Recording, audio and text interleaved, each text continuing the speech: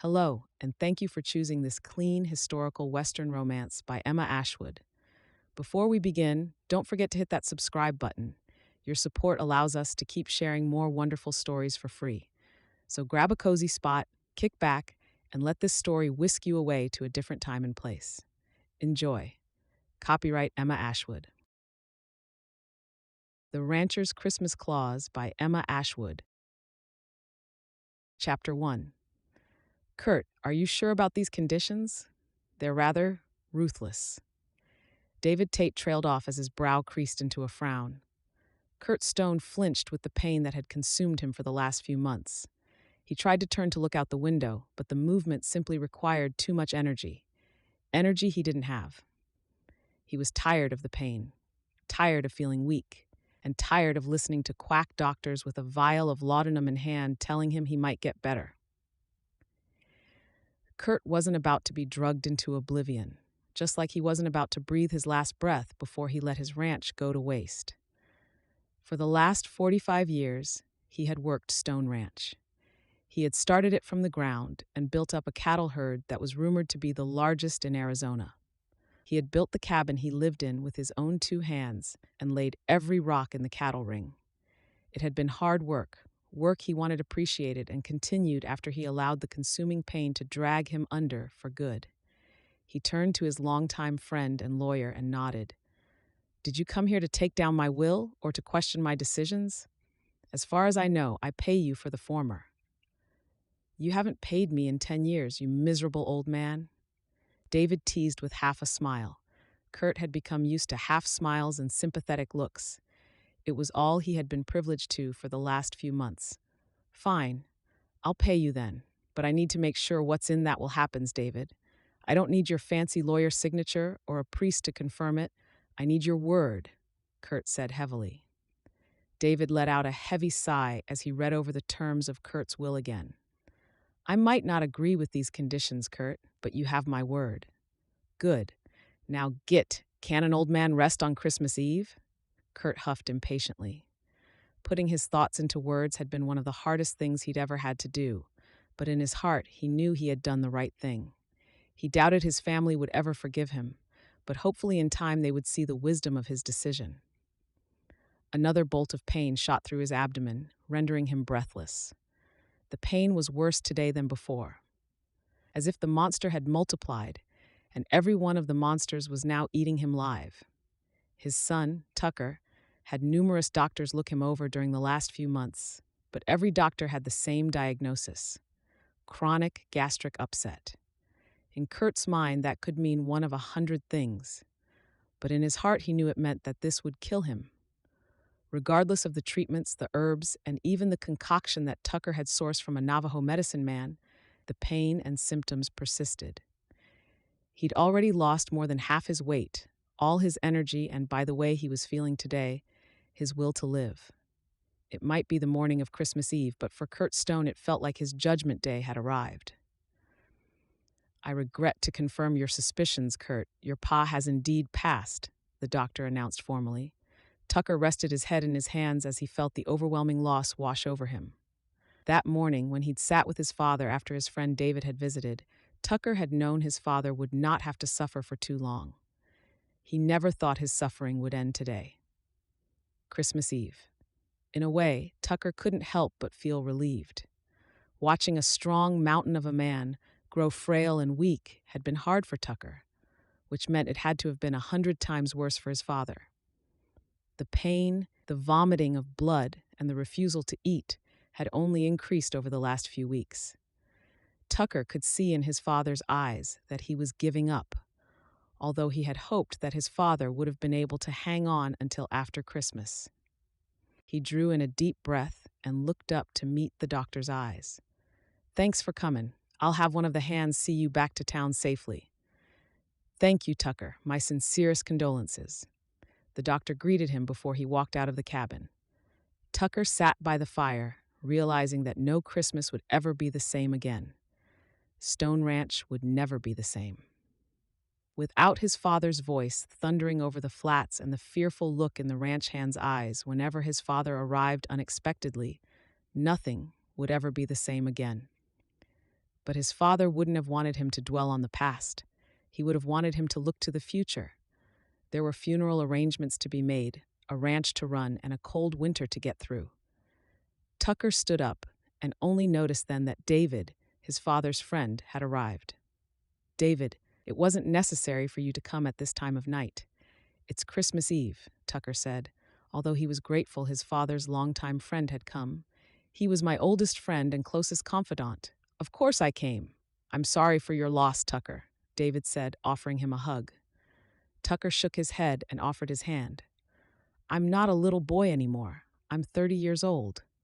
"Might be, but you just lost your pa. In my opinion, we all feel like little boys when we lose our parents," David said with a sympathetic smile.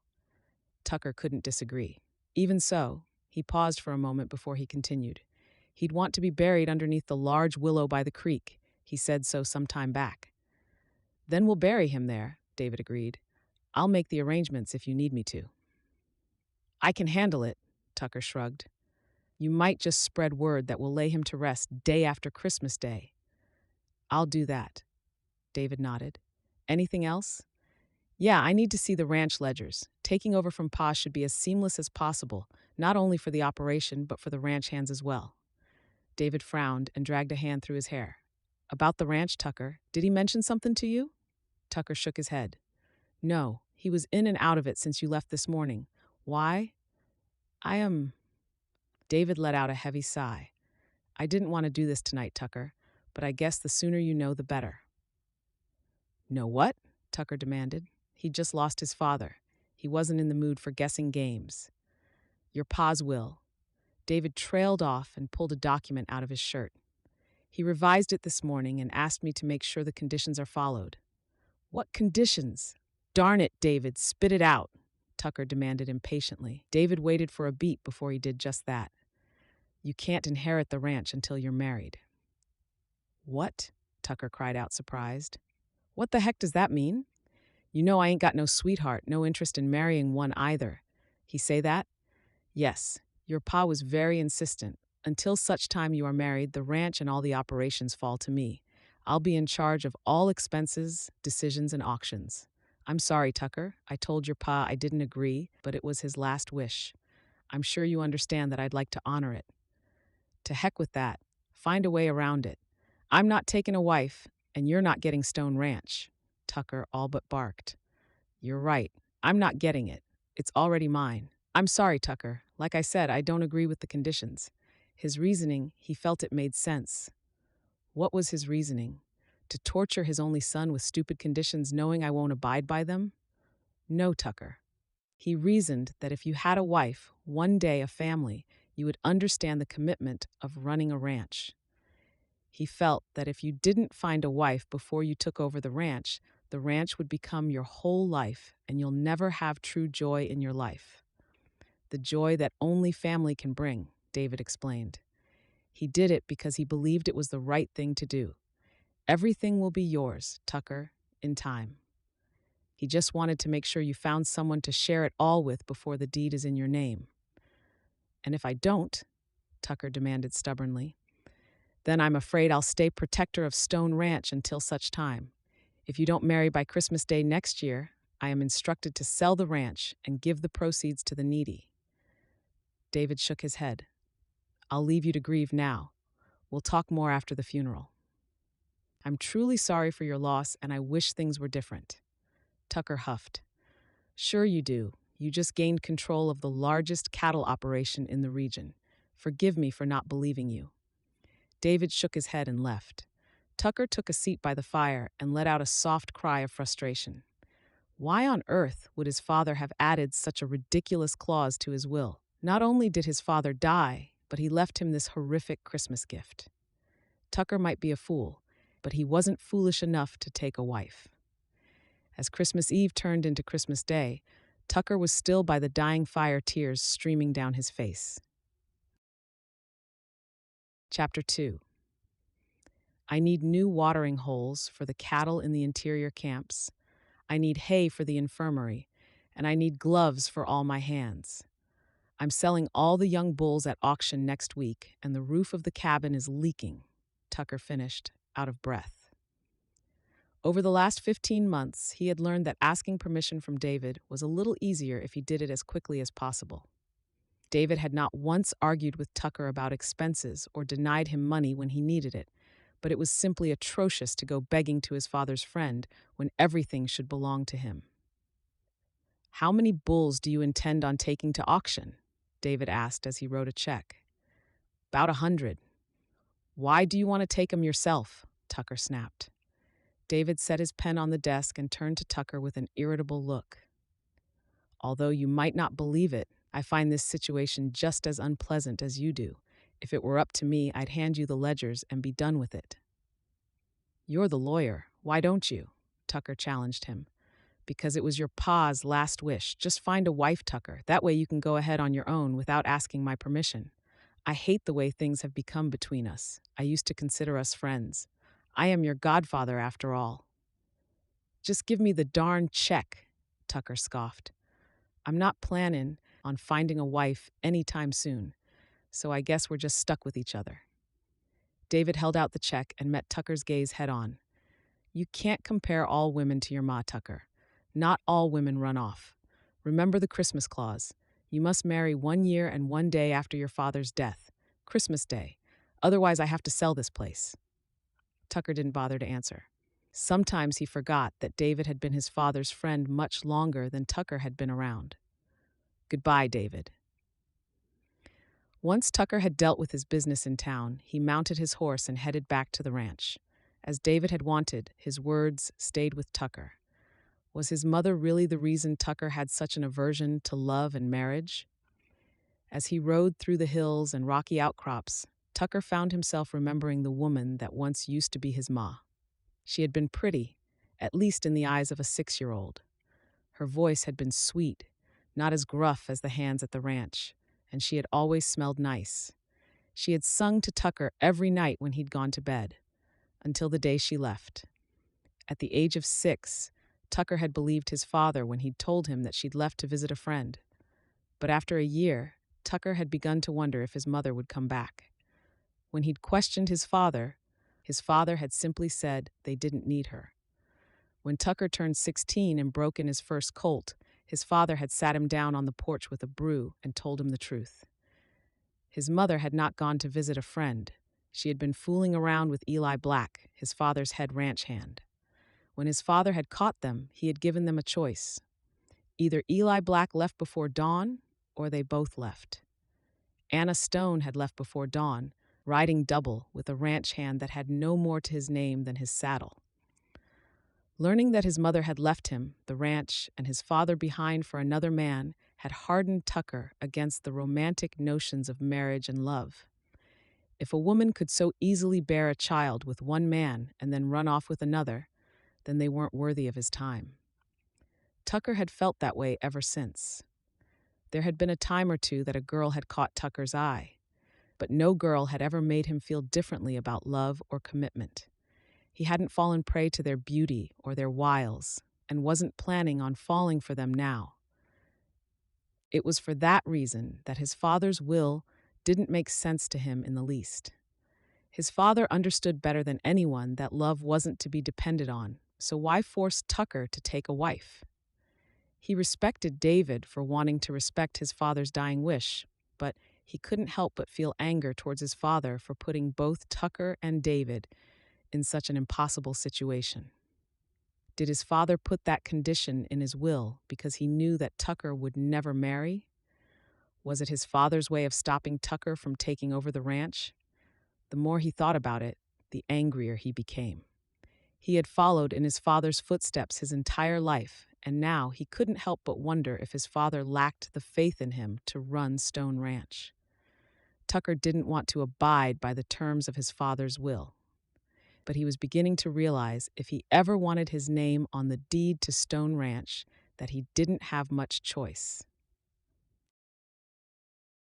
Chapter 3. Charlotte Turner counted her coins before she paid for a loaf of bread and a pint of milk. Around her, the small shop was buzzing with new arrivals. Living in New York, Charlotte had become used to the excitement of immigrants after they disembarked. The United States, and New York in particular, promised to be the city of dreams, the country where all could be free. It lured immigrants from far and wide to its shores, dreaming of a bright future. But Charlotte knew that sooner rather than later they would resign themselves to be dock workers, or worse, factory workers. New York might offer many opportunities, but those opportunities were usually reserved for the cream of society, the wealthy, the people who lived in the brownstone houses uptown, not for people like Charlotte. A heavy sigh escaped her as she gathered her purchases and reached for her daughter's hand. "Come on, Mia, let's go home." "Mommy, can I have candy?" Mia asked with a pleading look. Charlotte firmly shook her head. "Not today, pumpkin."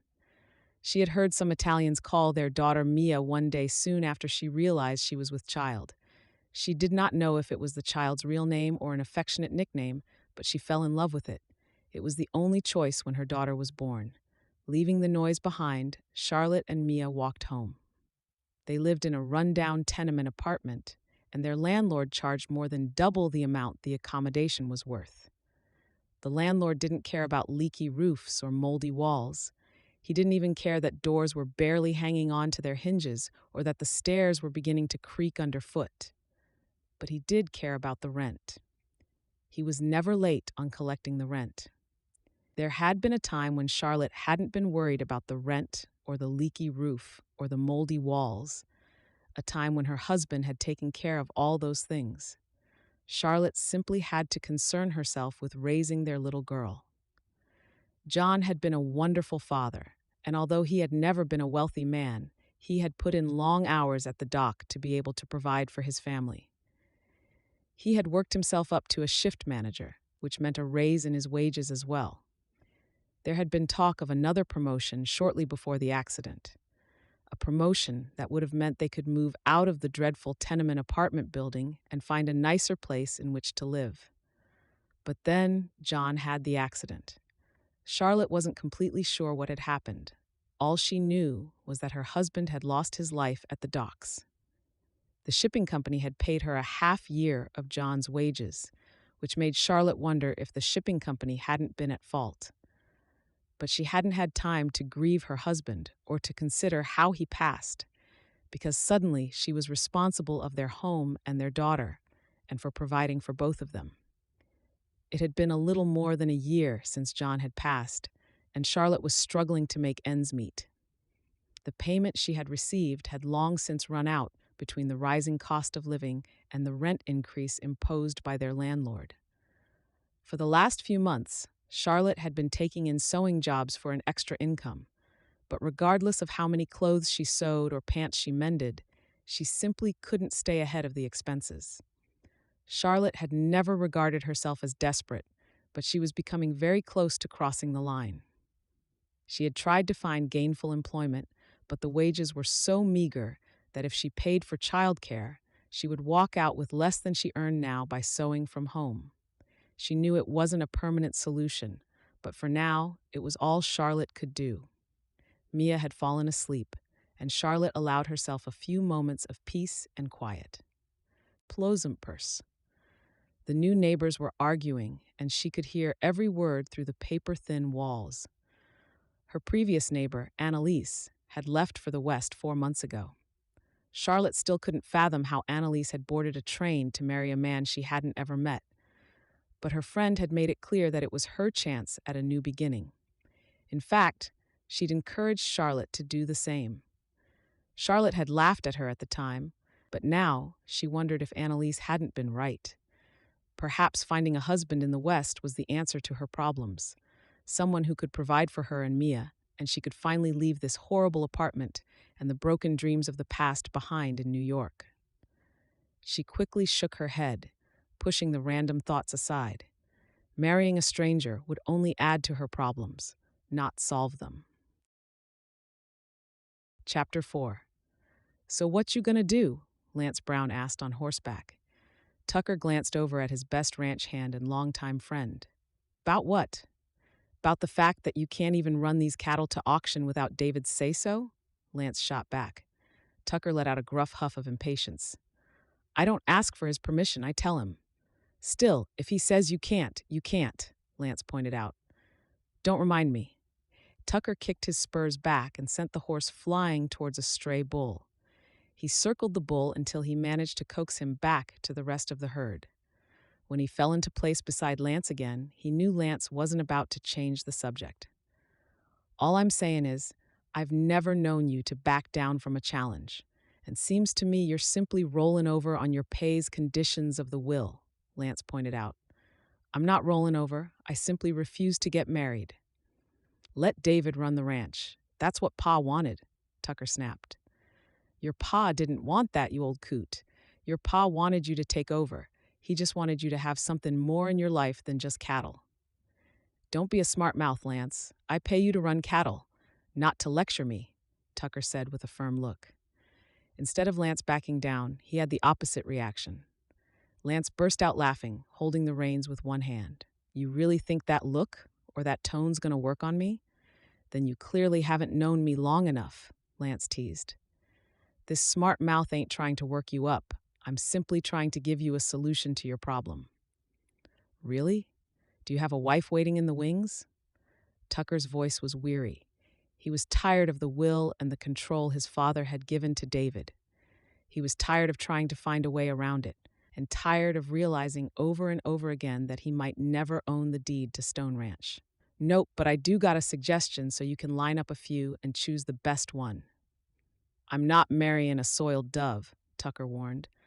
I ain't talking about them ladies that live over the watering hole. I'm talking about decent girls from back east. Tucker slowed his horse down as a crease formed on his brow. What? I think you're getting too much sun. You ain't making no sense. Lance chuckled. You ever heard of the Matrimonial Times? No, what's that? It's a newspaper of sorts. It gets distributed all over the country, comes out once a month and gives men out west a chance to find a wife back east. It's really swell, actually. You simply pay to place an advertisement and then women back east see it. If they like you, they'll write to you. Tucker pulled on the reins and stopped his horse. His eyes widened with surprise. You talkin' about the mail-order brides I've heard about?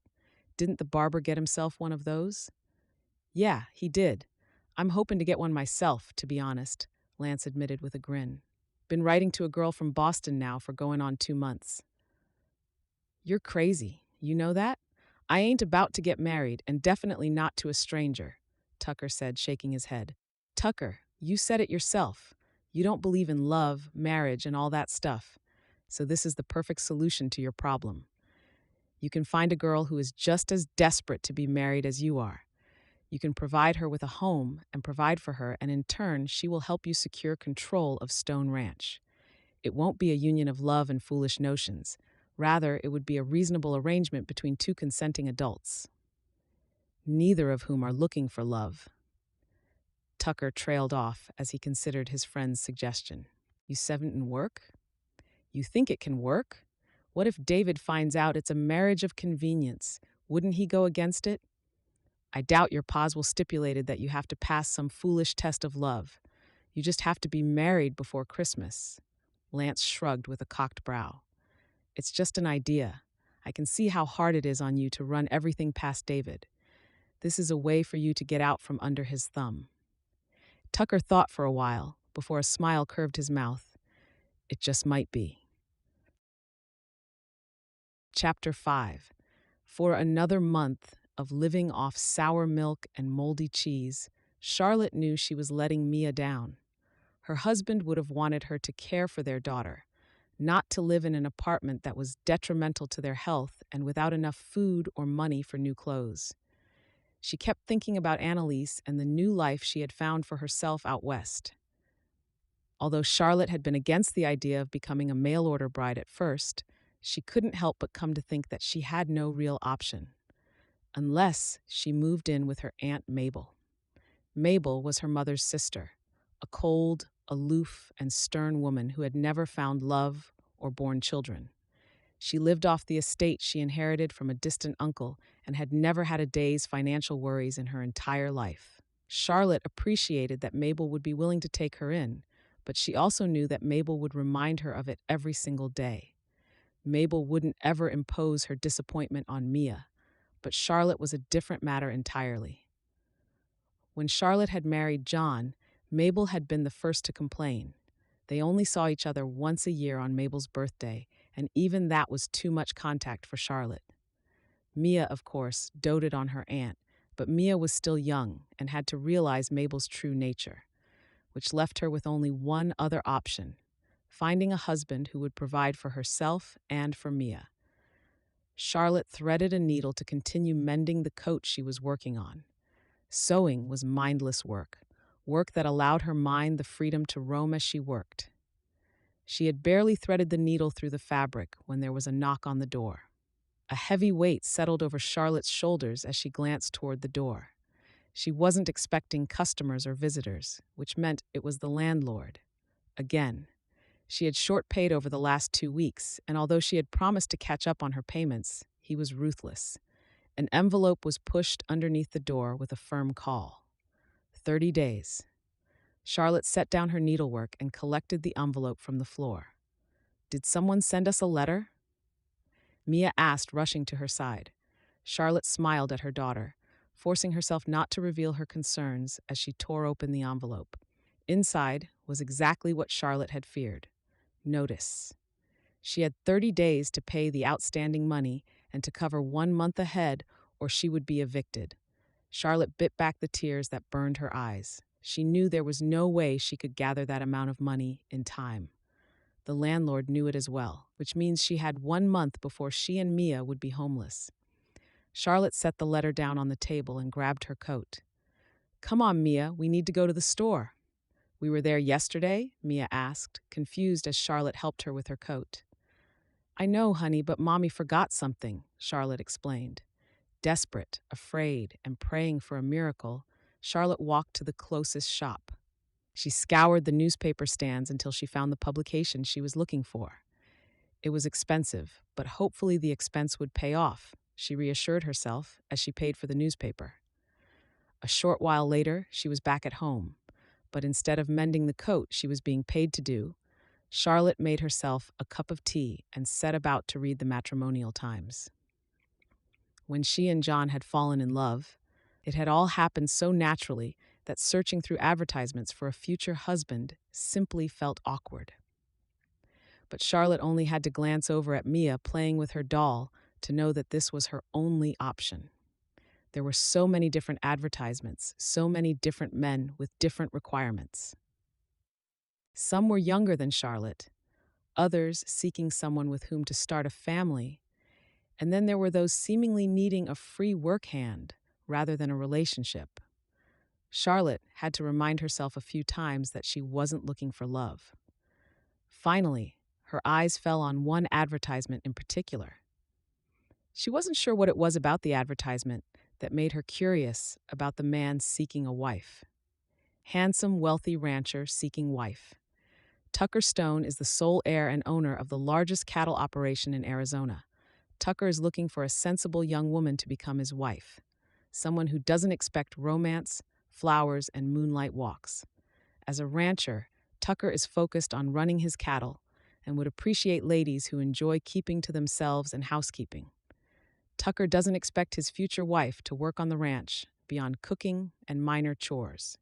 He can provide a comfortable life for a suitable woman.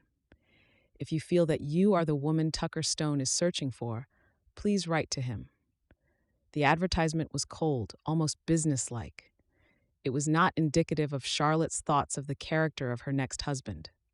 But then she wasn't looking for love. She had love with John and wasn't looking for someone to replace him, just as Tucker Stone wasn't searching for a wife who wanted poems and roses.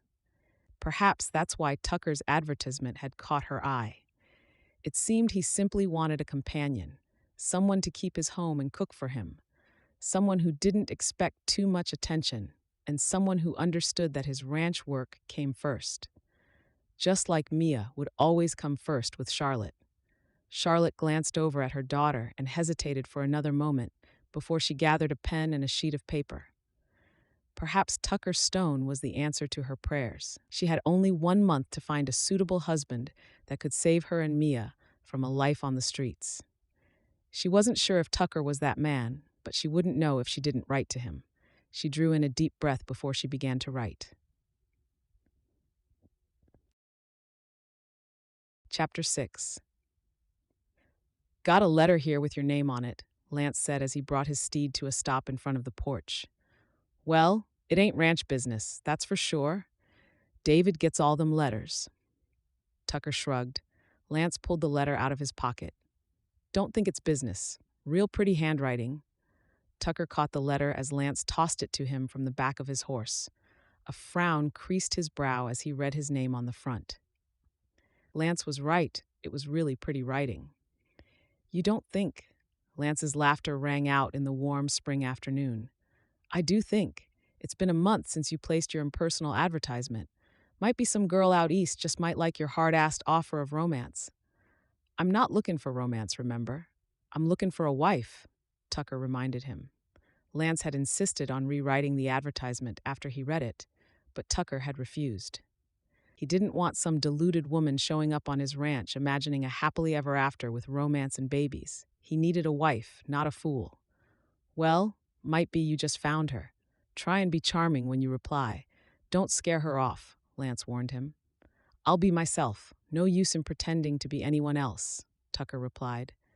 He waited until Lance was at the barn before he opened the letter and began to read. Dear Tucker, I appreciate your honest reflection of what you can offer a future wife. Some might be offended by your lackluster view of courtship, but I for one am not. Just like you, I am not seeking romance. I'm looking for a new beginning, and hope that perhaps you might be the person to help me find that. I am a capable housekeeper. I can cook, and I wouldn't expect too much attention from you, or to draw your attention away from your ranching operation. I have loved and lost and now find myself struggling to make ends meet. If you feel that perhaps I might be the companion you are looking for, I am eager to hear from you. Although you didn't mention anything about children, I need to inform you that I do have a 3-year-old daughter named Mia. I hope that you can find it in your heart to accept her into your home, as I hope you accept me. Kind regards, Charlotte Tucker. Laughed and shook his head. He had actually found a woman who wasn't searching for romance or happily ever after, a woman who was sensible, reasonable, and needed someone to care for her. Tucker had enough money to care for a small town if he wanted to. Providing this woman with room and board would give him the opportunity to claim what was rightfully his. He read the letter again and frowned at the mention of a child. He was willing to take on a wife for the sake of appearances, but he wasn't about to involve a child in what he hoped would be a short marriage. In his mind, he wouldn't be married for longer than a year, 2 at most. As soon as he knew David was off his back and he had full control of the ranch, Tucker planned to send his new wife on her way with a decent sum of money so that she could pursue a new life elsewhere. He had no intention of staying married. He was about to tell her just that when he remembered Lance's warning. If he was too honest, he might just scare her off. He needed a wife, and she was willing to fulfill the role. Perhaps charming would be a better turn to take when he replied to Charlotte. After careful thought and consideration, Tucker began to write his reply. Dear Charlotte, just like you, I appreciate honesty and frankness. I'm sorry to hear about your loss, and indeed would like to offer you a new home on Stone Ranch. As we both understand what we need from this marriage, I see no point in delaying your travels to Arizona. I would like to ask you to marry me. Place spent. I would like to offer you a new home and a new beginning with me by your side. I can appreciate a mother's love for her child, but I hope you understand that I am not ready just yet for your daughter to join you on the ranch. I think it would be best if we start this marriage alone. If things work out as I believe they will, we can send for her in a year once we are settled. With this letter, I enclose enough money for your journey, as well as extra funds to ensure your daughter is well cared for in your absence. I look forward to receiving you at Stone Ranch. Regards, Tucker. Tucker reread the words and wondered if he was too brash. He shook his head and knew that if he was going to marry Charlotte Turner, it would be without her daughter to witness the farce. Tucker had been a child when his mother had betrayed his father. He still carried those scars with him, and he didn't want to impose them on anyone else. It would be better if Charlotte came alone. She could return to her daughter once the annulment was through. He wasn't sure how that annulment would work, but a lawyer would be able to sort it for enough money. A lawyer that wasn't David.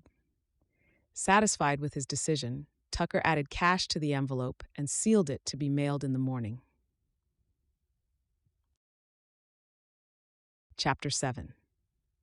2 days before the landlord could evict her, Charlotte carried their belongings out of the tenement apartment. It was a bittersweet moment. She would always remember the sweet memories she had of sharing the apartment with John, but she wouldn't miss the last few months of bitterness and hardship. When she had received Tucker's proposal, it had been the hardest choice Charlotte had ever had to make. If she didn't accept his proposal, she stood the risk of raising her daughter on the streets, or with Aunt Mabel to remind her constantly that she was a failure. She had been to see Aunt Mabel to explain the situation and ask for her advice. Charlotte had hoped that Aunt Mabel would help them financially and insist Charlotte turn down the proposal. She rather lived up to Charlotte's memory of her as a ruthless, stingy old woman. Mabel had all but instructed Charlotte to accept the proposal and to leave Mia with her. This would ensure a proper upbringing for Mia. Mabel had no qualms about Mia, but her feelings for Charlotte were very clearly not the same. It was of small reassurance to know that Mabel doted on Mia when Charlotte knew that Mabel could never truly provide Mia with a mother's love. It is only a year, Charlotte reminded herself as they arrived on Mabel's doorstep. The brownstone house was in the nice part of town, a part of town where people greeted each other and where lanterns lit the street at night, a part of town where Charlotte could never afford to live otherwise. She turned and kneeled to face Mia with a tearful smile. "Here we are, honeybee. I want you to remember this is only temporary. As soon as I can, I'll come fetch you. Until then, you need to be good for Aunt Mabel." Mia smiled and bobbed her head up and down. "We're going to have afternoon tea with special cups and everything." "Cucumber sandwiches as well, I'd bet," Charlotte smiled sadly. The door opened and her aunt stepped out. "Well, come on in. Don't stand out here and give the neighbors something to gossip about." Charlotte and Mia followed Mabel into the house. The interior was just as formidable as its sole resident, with high ceilings, expensive artwork, and polished floors. "I can't believe I get to stay here, Mommy. Why don't you stay too?" Mia asked. Charlotte was about to concede, to forget all about her train journey to the West and to stay with her daughter. She would even face Mabel's daily snide remarks about her parenting and financial status if it meant staying with Mia. "She can't. There isn't enough room. Besides, your mother has to leave for Arizona, remember? You and I are going to have plenty of fun," Mabel promised Mia before she snapped her fingers. A young girl came rushing in, looking simultaneously flustered and terrified of Mabel. "This is Louisa. Louisa is a qualified governess from England who will be helping me take care of you." "Hello, little angel. I can't wait for us to get to know one another better," Louisa said, kneeling in front of Mia. You hired a governess?" Charlotte asked, confused. "Of course I hired a governess. You surely don't expect me to bathe the child and read her bedtime stories too?" Mabel asked impatiently. "Louisa is more than qualified and loves children." "I honestly do. I'll take very good care of Mia," Louisa promised. "Isn't your train leaving soon?" Mabel asked, clearly agitated with Charlotte's presence. Yes, it is." Charlotte nodded. After a long, very emotional and tearful goodbye, Charlotte finally made her way to the train station. Her heart was aching, her mind constantly doubting whether or not she had made the right decision. She handed her boarding pass to the conductor and wished silently for him to turn her away, but instead, he welcomed her aboard. It would be a 3-day journey to get to Arizona. Charlotte hesitated before she boarded the train and glanced back at the station one last time, promising herself she was doing the right thing. Mia would be living in the lap of luxury, cared for by an English governess, and privileged to play with children of society. Charlotte couldn't offer her daughter any of that, but she could focus on winning Tucker's affection to convince him to send for Mia sooner. Right now, that was her only goal. The sooner Tucker understood how much she missed and needed her daughter, the sooner Tucker would allow Mia to join them. Until then, Charlotte would write to her daughter. She would pray for her, and she would pray for Aunt Mabel to find the love and kindness in her heart with which to shower on her daughter. As the train began to roll out of the station, Charlotte felt a tear slip over her cheek. She missed Mia already, and a day hadn't even passed. How was she going to survive months, perhaps even a year, without her daughter? What about Christmas, their favorite time of the year? Lord, please give me the strength and the courage to do what is right. Protect and cherish my little girl until I can hold her again. Amen. The train blew its whistle, and they picked up speed. Charlotte cried until New York was no longer in sight, and all that lay ahead now was a new world, the frontier and all that came with it, and perhaps a new life. Chapter 8. Charlotte was travel-weary, tired, and heartbroken when she arrived at her destination. The small town had nothing more than few weathered buildings on the thoroughfare, a church, a mercantile, and a livery to show for itself. As she disembarked, she glanced around the dusty landscape with rock outcroppings and wondered how anyone could find the West appealing. Fear surged through her entire being as she realized she was about to be married and make this a home. There wasn't even a single tree in sight. "Miss Turner?" Charlotte turned to see a handsome man wearing a smile standing a few feet from her. "I am Miss Turner," Charlotte answered the man. He was tall, with light brown hair and kind blue eyes. He seemed much older than Charlotte. A frown creased her brow as she realized she hadn't even bothered to learn her future husband's age before boarding the train to the West. Her thoughts were clearly reflected in her expression when the man began to laugh. "I'm David Tate, Tucker's godfather. He had business to attend to and asked me to meet you." "Oh, it's a pleasure to meet you, Mr. Tate," Charlotte said, wondering about business that was more important than collecting her at the train station. "I'll just get your luggage. Tucker will be meeting us at the church." Charlotte nodded. Everything was happening a little too fast. Obviously, a wedding on arrival was needed for the shake of propriety, but she hadn't realized how she would feel on arrival in the small, dusty town. Without saying a word, she followed David to a carriage. He helped her in before he climbed in and took the reins. They rode to the other side of town, where the steeple peeked out between the weathered buildings. "Here you are," David said when he brought the carriage to a stop. "Thank you," Charlotte said gratefully as he helped her down. She walked into the church and saw two men standing at one end. She quickly identified the pastor and turned her gaze to the other man. He was tall, much taller than Charlotte. His hair was the color of jet-black coal, his eyes hooded and dark. His skin was tanned and his jaw square. Broad shoulders hid beneath a dress coat he had worn for the occasion. She swallowed past the doubt and fear and took her first step toward her new husband. As she approached him, all she could think about was why she was doing this. She was doing this to secure a new life for herself and Mia. One day she might look back on this moment and laugh at how afraid she was, but right now she was terrified of the imposing man looking at her as he might a head of livestock on auction.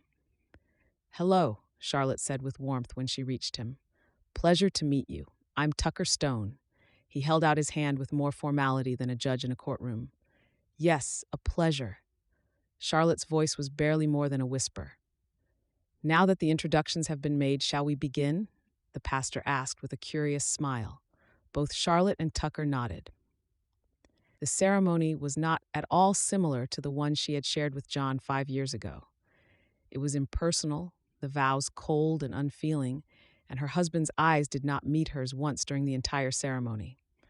By the time the pastor pronounced them married, Charlotte couldn't help but feel as if she had just sold her soul to the devil himself. David stepped forward and took both her hands in his. "Congratulations. I hope you find happiness on Stone Ranch." Charlotte smiled hesitantly. "Thank you. Come on, it's time we head back to the ranch. I need to check on the cattle that came down from the mountain." Tucker spoke over her, almost as if she was merely a person he needed to inform rather than his new wife. Plus 7%. She had appreciated his honesty in wanting a housekeeper and a cook, but she hadn't expected to be treated quite like the hired help. Perhaps it was better that Mia wasn't here to witness this, Charlotte thought as she followed Tucker out of the church. He helped her into the carriage before he turned to David with a beaming smile, the first one Charlotte had witnessed. "I'm a married man, David." "So you are indeed. We'll talk soon." David waved back with a smile. They rode in silence for a while before Charlotte turned to her new husband with a curious look. "Is the ranch far?" "Not much further, about 5 miles from town," Tucker answered without looking at her. Charlotte nodded. She couldn't help but feel as if Tucker didn't want to be there, as if she didn't matter. But if she didn't matter, why did he ask for her hand in marriage? Charlotte was lost in her own turbulent thoughts until they turned through a gate and a large cabin came into sight. It was 2 stories, with a large wraparound porch on the ground level. It was bigger than any home Charlotte had ever seen. For a moment, all she could do was stare. "You live there?" "Yeah, I know it's not much, but it's home." Tucker shrugged. Charlotte shook her head. "It's magnificent. So much space. And oh, look at the horses." Charlotte cried out when she noticed horses grazing in a field nearby. "Will you teach me how to ride?" "You can't ride?" Tucker asked, almost horrified. Charlotte jutted out her chin stubbornly. "I lived in the city. I've never more than seen than a horse." "I'll have Lance teach you," Tucker finally answered her. "You go on in and make yourself at home. I'll be in later." Tucker helped her down and carried her bags to the porch before he turned and headed to the barn. For a moment, Charlotte wondered if he was being rude on purpose or if it was simply in his nature. Refusing to let him spoil her curiosity over the cabin, Charlotte let herself inside. Chapter 9. When Tucker first laid eyes on Charlotte in the church, he couldn't help but feel fortunate that she was as pretty as she was. Of course, he had not considered her appearance or age, considering this was a marriage of convenience, but it didn't hurt that she was easy on the eyes. Guilt had washed over him as he had said his vows, realizing he didn't mean a single word. It was the first time in his life that Tucker had told a lie before of God. He was a God-fearing man who prayed every night, and this just didn't feel right. That disappointment in himself had clung relentlessly all afternoon. Even after checking on the cattle and sending the ranch hands off to the bunkhouse, he felt as if he had disappointed the Lord and betrayed his faith. He knew that marrying for convenience wasn't right, but he also knew that he needed to stop answering to David. He couldn't help but blame his father for putting him in this situation. Tucker delayed returning to the cabin until it was dark. When finally he couldn't come up with one more excuse to be outdoors, he headed inside the cabin. The aroma of stew reached him as soon as he walked through the front door. Charlotte stood in the kitchen, stirring a simmering pot on the stove and humming to herself. It was such an intimate and homey sight that for a moment, Tucker felt guilty for witnessing it. Before he could escape, she turned to him with a bright smile. "I made stew. You said to make myself at home. 3 days on a train has really taken its toll." Her laughter was soft as she shook her head. "I wasn't sure where to put my things, so I left them over there." Tucker turned to see her luggage beside the door, as if she was about to leave at any moment. Long day?" Charlotte offered with a sympathetic look. Tucker knew he was the one who should be asking after her well-being, since she had spent the last 3 days on a train, but he simply couldn't string 2 words together. Marriage of convenience, he quickly reminded himself. "I'll show you to your room." Tucker led her upstairs and offered her the room furthest from his own. He couldn't remember anyone ever using that room. For as long as he could remember, it had been empty, with just a bed for the odd guest. "There's another dresser in the other room you can use, and if you need a mirror." "Of course you need a mirror." "I'll bring one in for you now." Tucker used the opportunity to escape. He headed to his father's bedroom, from whence he carried a large mirror down the hall. He couldn't help but wonder what his father would think of the situation unfolding in his house.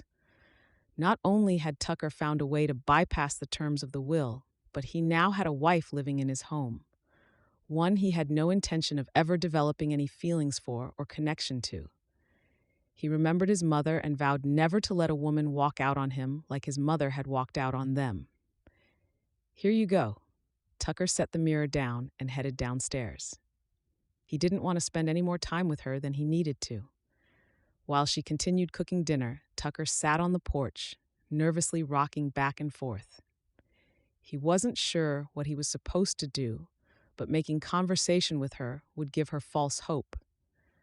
Of course, he was curious about her life back east and the husband she had lost, and even a little curious about her daughter, but learning more about her would open him up to caring for her. Something Tucker refused to do. 1 year and he could send her on her way, he reminded himself. He'd make sure he gave her enough money to live a comfortable life, but he wouldn't come to care for her. A star shot across the sky and Tucker shook his head. "I ain't listening, Pa." Ta the percents. A long time ago, his father had told him that a shooting star indicated someone in heaven trying to tell you something. Tucker had always believed it was grandparents or a favorite horse from childhood. Tonight he knew it was his father.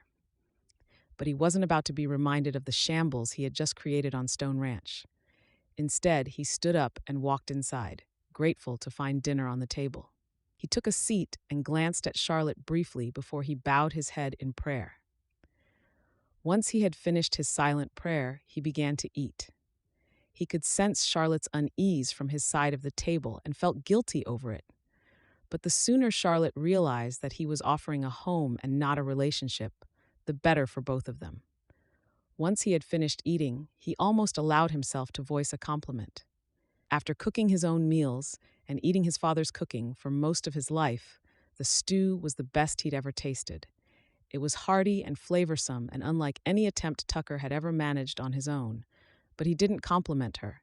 Instead, he pushed back his chair and let out a quiet sigh. It was a long day. Good night. With that, he turned and headed upstairs. He closed his bedroom door behind him and kneeled beside his bed. He prayed that the Lord would forgive him for falsely vowing to love Charlotte. And he prayed that the Lord would understand that he didn't really have a choice. His father didn't give him a choice. Chapter 10. Charlotte sat beside her husband in the carriage with a confused expression. Ever since their wedding, Tucker had barely spoken 2 words to her. He had offered her a room, which was the size of the tenement apartment she had been used to, and showed her around the kitchen. But other than that, he mostly kept to himself. Charlotte busied herself by writing a letter to Mia every day and with cleaning and cooking. She enjoyed the chores as they kept her hands busy just as much as they occupied her mind. It was evident there hadn't been a woman in the main house on Stone Ranch for quite some time. The floors were scuffed and had required a day's scrubbing and the polishing to bring back the shine. Not even all that hard work had earned her a compliment or as much as a conversation from her new husband. When he'd walked into the house a short while ago and asked her to drive into town with him, Charlotte had feared he was about to send her on a train back east. Although it felt as if Tucker despised her, Charlotte was intent on making this marriage work. She and Mia needed someone to care for them, just as much as Tucker needed someone to take care of his home. Perhaps he was just a little shy, she mused. Perhaps in time he would feel more comfortable around her. But until then, she had no choice but to let matters be. Their first week of marriage was so different to her first week of marriage to John. John had brought her flowers, showered her with compliments, and frequently declared his love for her, whereas Tucker had yet to compliment her cooking. Charlotte wasn't looking for compliments, but she would have appreciated a little conversation at least. Over the last week, she had met some of the ranch hands, and although they all seemed kind, it was clear they respected Tucker very much. "Why did you ask me to come into town with you?" Charlotte finally asked as they neared the small town. Tucker turned to her and shrugged. "Some legal matters we need attending to." Charlotte nodded. "Oh." He didn't say another word for the rest of the way. When they arrived in town, he stopped in front of an office that read, "David Tate, Attorney at Law." Charlotte followed Tucker inside, glad to see David again. Since her arrival, he had been the only person who had seemed genuinely happy to meet her. "Tucker, Charlotte, thanks for coming in today." David welcomed them with a smile. "Please have a seat." Once they were seated, David handed them the certificate. "All you need to do is sign." Tucker signed first and passed the papers to Charlotte. "What is this?" Charlotte asked. "It concerns my father's will." She nodded as if she understood perfectly. She signed the documents waved under nose. "Good," said David with a smile. He turned to Tucker. "Now that you're officially a married man, Tucker, here you are. You just need to sign the will, the deed to Stone Ranch, and receipt for the ledgers." David passed him a heap of papers to sign. As Charlotte watched her husband sign all the documents, it dawned on her that she wasn't the only desperate person in the room. She had resigned herself to marrying a stranger for the sake of security. But Tucker clearly needed a wife as a criterion to inherit Stone Ranch. As David explained the documents Tucker was signing, Charlotte's theory proved correct. The only reason he had asked for her hand was that he needed her signature to inherit. Anger washed over her like a tidal wave. She simmered beside her new husband, feeling betrayed and deceived. She had been honest about her situation, whereas Tucker had misled her. Had he been honest, she would have gone ahead with the marriage regardless, without having to feel like his charity project. She waited until they were back in the carriage before she turned to him with a narrowed look. "You needed a wife to inherit your ranch?" "Yes," Tucker shrugged. "Why didn't you tell me?" Charlotte demanded. Tucker frowned as if she had just grown two heads. "What business of yours is it?" "It's my business because I am now your wife, because I was honest enough to explain my situation to you. I didn't expect love or romance, but I did expect a little honesty. I knew it was too good to be true. A man taking in a wife without any thoughts about future intimacy." "I never expected intimacy or a relationship from you." "I made that clear," Tucker argued. "Yes, but you did need my signature. All this time I've had the feeling you despise me. I've been wondering why you asked me here in the first place, since it's clear you don't want me here. I've cleaned your house, scrubbed your floors, all in a desperate attempt to show you gratitude for what you have offered me and hopefully for Mia in future, only to learn that you need me just as much as I need you." Charlotte shook her head. "You shouldn't have lured me here under false pretenses. You didn't hesitate to come. Besides, now you know, so can we move on?" Tucker snapped. Charlotte let out an impatient huff. "Fine, but don't expect me to be kind and friendly when you treat me like an errant employee." She crossed her arms and tilted up her chin. If they were both going to be stuck in this situation, Charlotte didn't see any reason to be friendly and charming when it was clear Tucker didn't intend to extend her the same courtesy. Chapter 11. Given Charlotte's background and her lack of family, large gatherings weren't something she was familiar with. The most people Charlotte had catered for in the past had been dinner for a couple of her husband's friends and their wives. But today wasn't just another dinner. Charlotte was still learning about ranch life and what was expected of her, apart from the fact that her husband barely spoke to her, and today she was to host the annual Stone Ranch cookout. At first, Charlotte had no idea what it was until a ranch hand's wife took her under her wing and explained what would be necessary. The morning would be spent branding cattle and neutering the young bulls, and the afternoon with grilling steaks and socializing with the ranchers in the community who had come out to help. At first, Charlotte had thought that making the side dishes for the cookout would fall onto her, but as soon the people began to arrive, the women joined Charlotte in the house to help her with preparations. It was clear that every woman present was curious about Charlotte. From what she could tell, a few local women had shown an interest in marrying Tucker Stone, but Tucker had not had the time of day for any one of them. Not knowing what else to do, Charlotte spun their story as one of romance. She told them how they had fallen in love through letters until he had finally proposed. Regardless of how enchanted the women were by her story, her new husband barely gave her the time of day either. When the work was done, the fires were lit and everyone congregated outside. Charlotte had succeeded in her job as hostess and took a seat for the first time that day. She watched Tucker from a distance, wishing he would talk to her with laughter in his eyes, like he did among his friends. Although she still felt angry at him for deceiving her, she knew she couldn't harbor that anger forever. Regardless of his reasons for wanting a wife, Charlotte needed this marriage to work. She missed Mia terribly and knew that unless she won Tucker over, it could be months before he would allow her to bring Mia to Stone Ranch. Charlotte summoned all her courage and stood up. She moved to her husband's side as she had done without so much as a consideration with her first marriage. She wasn't sure if she did it to test if he would be different towards her in the company of friends or simply because she yearned for a connection with him. As she moved closer, she couldn't help but recognize how handsome Tucker was. There was no doubt in her mind why other women had been interested in him. She stopped beside him and kept her smile in place when he looked at her as if she didn't belong there. "How did it go this morning?" Charlotte asked with a hopeful smile. She recognized David Tate, the lawyer they had been to a couple of weeks before, and smiled at him in greeting as well. Tucker turned to her with a confused expression. "We worked. That's how it went." Without further explanation, he turned away from her and continued his conversation with a rancher he didn't even bother to introduce her. Feeling like a fool, Charlotte remained in place for a few more seconds before she turned and walked away. Not towards the group of women who were minding their children or the older ladies that were sitting on the porch, but into the fields beyond the cabin. Before she could stop them, tears began to flow. What was she doing here? Was this life worth the disregard she needed to endure? Questions flooded her mind, all the while battling over whether or not to expose Mia to a situation in which she would be unwanted, just as Charlotte wasn't wanted.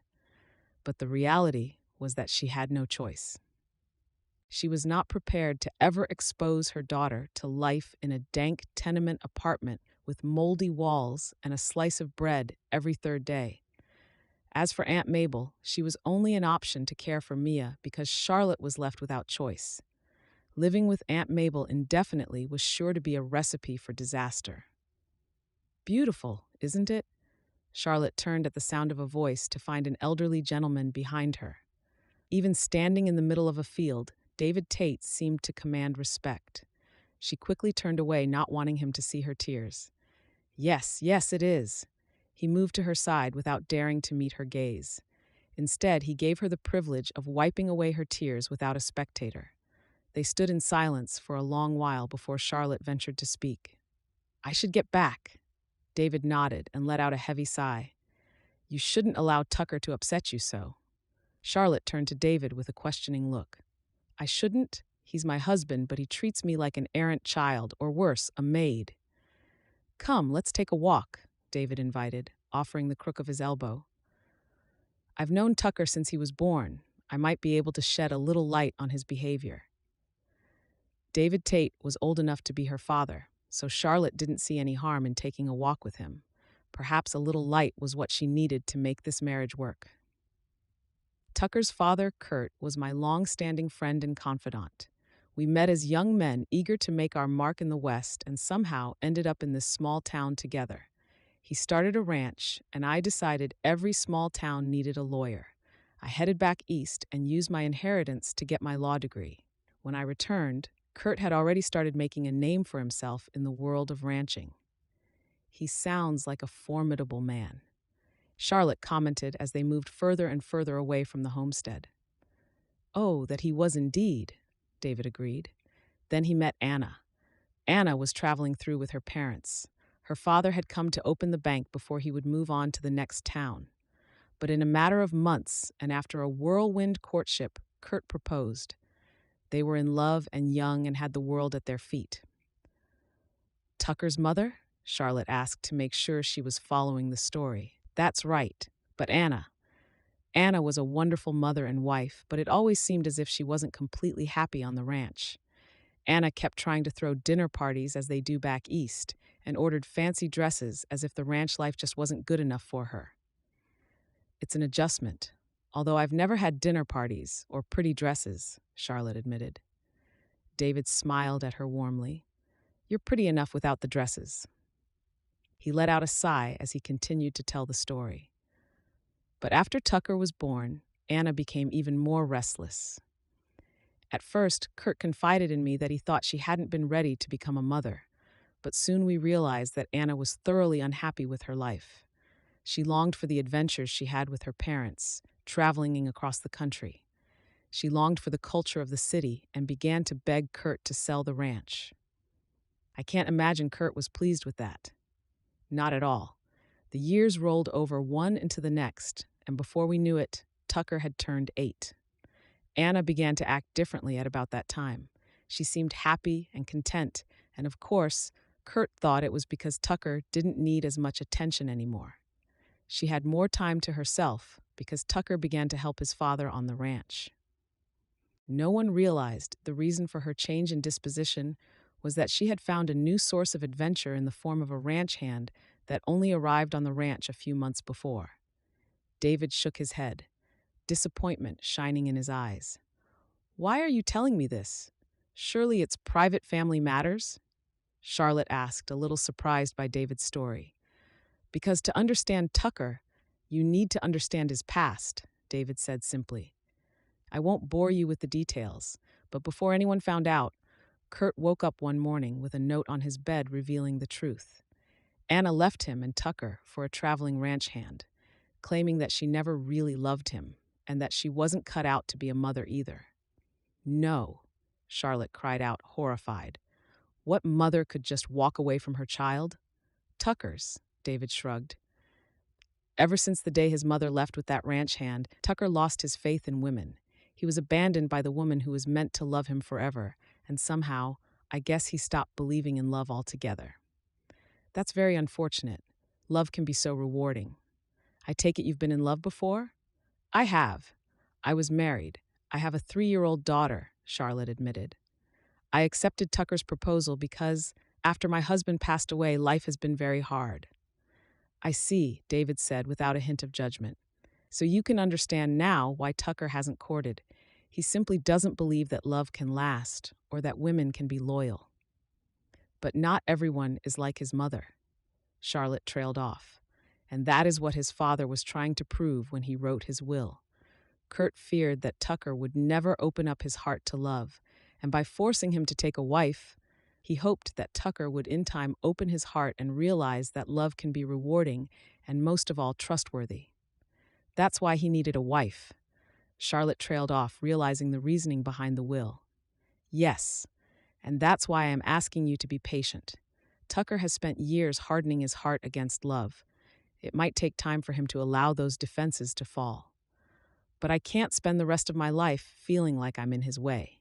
Charlotte shook her head. "I have Mia and our future to consider. Then perhaps instead of allowing Tucker to upset you when he behaves that way, you should confront him. Nothing makes a man pay attention more than a woman who confronts him. They don't like it, but sometimes they actually listen." Charlotte chuckled.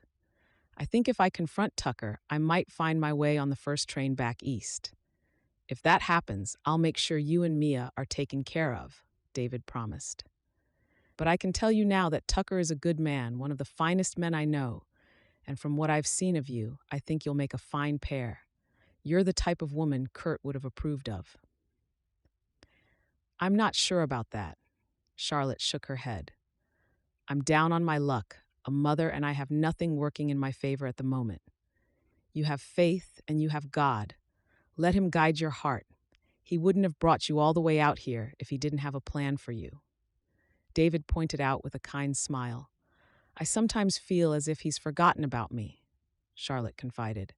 She wasn't sure why, but she found David easy to talk to. His calm and wisdom made her feel safe. "God didn't forget about you, child. He just offered up a few challenges to test your resilience. Now go on and pass that test," David encouraged her. "Christmas is coming. It's always a time for special things to happen." Dem bears. Charlotte wasn't sure if David was right or not, but perhaps now that she understood Tucker's behavior, she might have a better chance of making their marriage work. She knew it would take time, but she would pray for patience and hope for a miracle.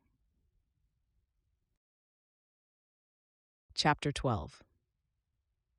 Ever since David's revelation about Tucker's past and his distrust in women, Charlotte had been doing all in her power to try to win Tucker over, to try to prove to him that companionship could be rewarding.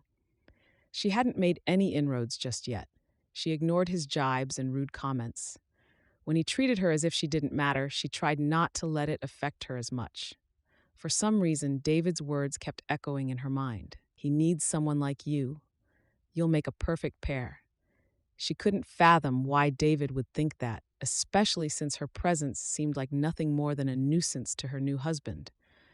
But that hadn't stopped her from trying just yet. After going into town earlier that day, she decided to cook up a feast and serve it on the porch. The sunsets were so beautiful at this time of year, she wanted to make the most of it. Charlotte cooked all afternoon and finally dragged the table onto the porch and set it with the only tablecloth she could find. Once she had lit a lantern and carried out the food, she took a seat and waited for her husband to return from working his cattle. Although she still didn't understand most of what happened on the ranch, she had learned that Tucker and his men took turns checking the fences. When it was Tucker's turn, he usually returned home later than usual. It was almost 7 o'clock when she heard the horse hooves thundering towards the house. Charlotte feared the horses, not having grown up with them. She liked to think she rather respected them, but she always enjoyed watching Tucker ride. It was as if he and his horse were in complete sync. No commands were given, and the horse did exactly what Tucker expected of it. They were one. When Tucker thundered into the yard as he was now, Charlotte enjoyed the rare chance to see him smiling without hesitation. He was even more handsome when his whole face lit up with joy. She only hoped that one day she could make him smile like that. She waited patiently while he put the horse out to pasture and stored the saddle. When he approached the porch, she stood up and smiled at him with warmth and admiration. "It must feel incredible to ride like that?" Tucker simply shrugged. "If you've got a good horse, yep." He frowned when he noticed the table. "What's this?"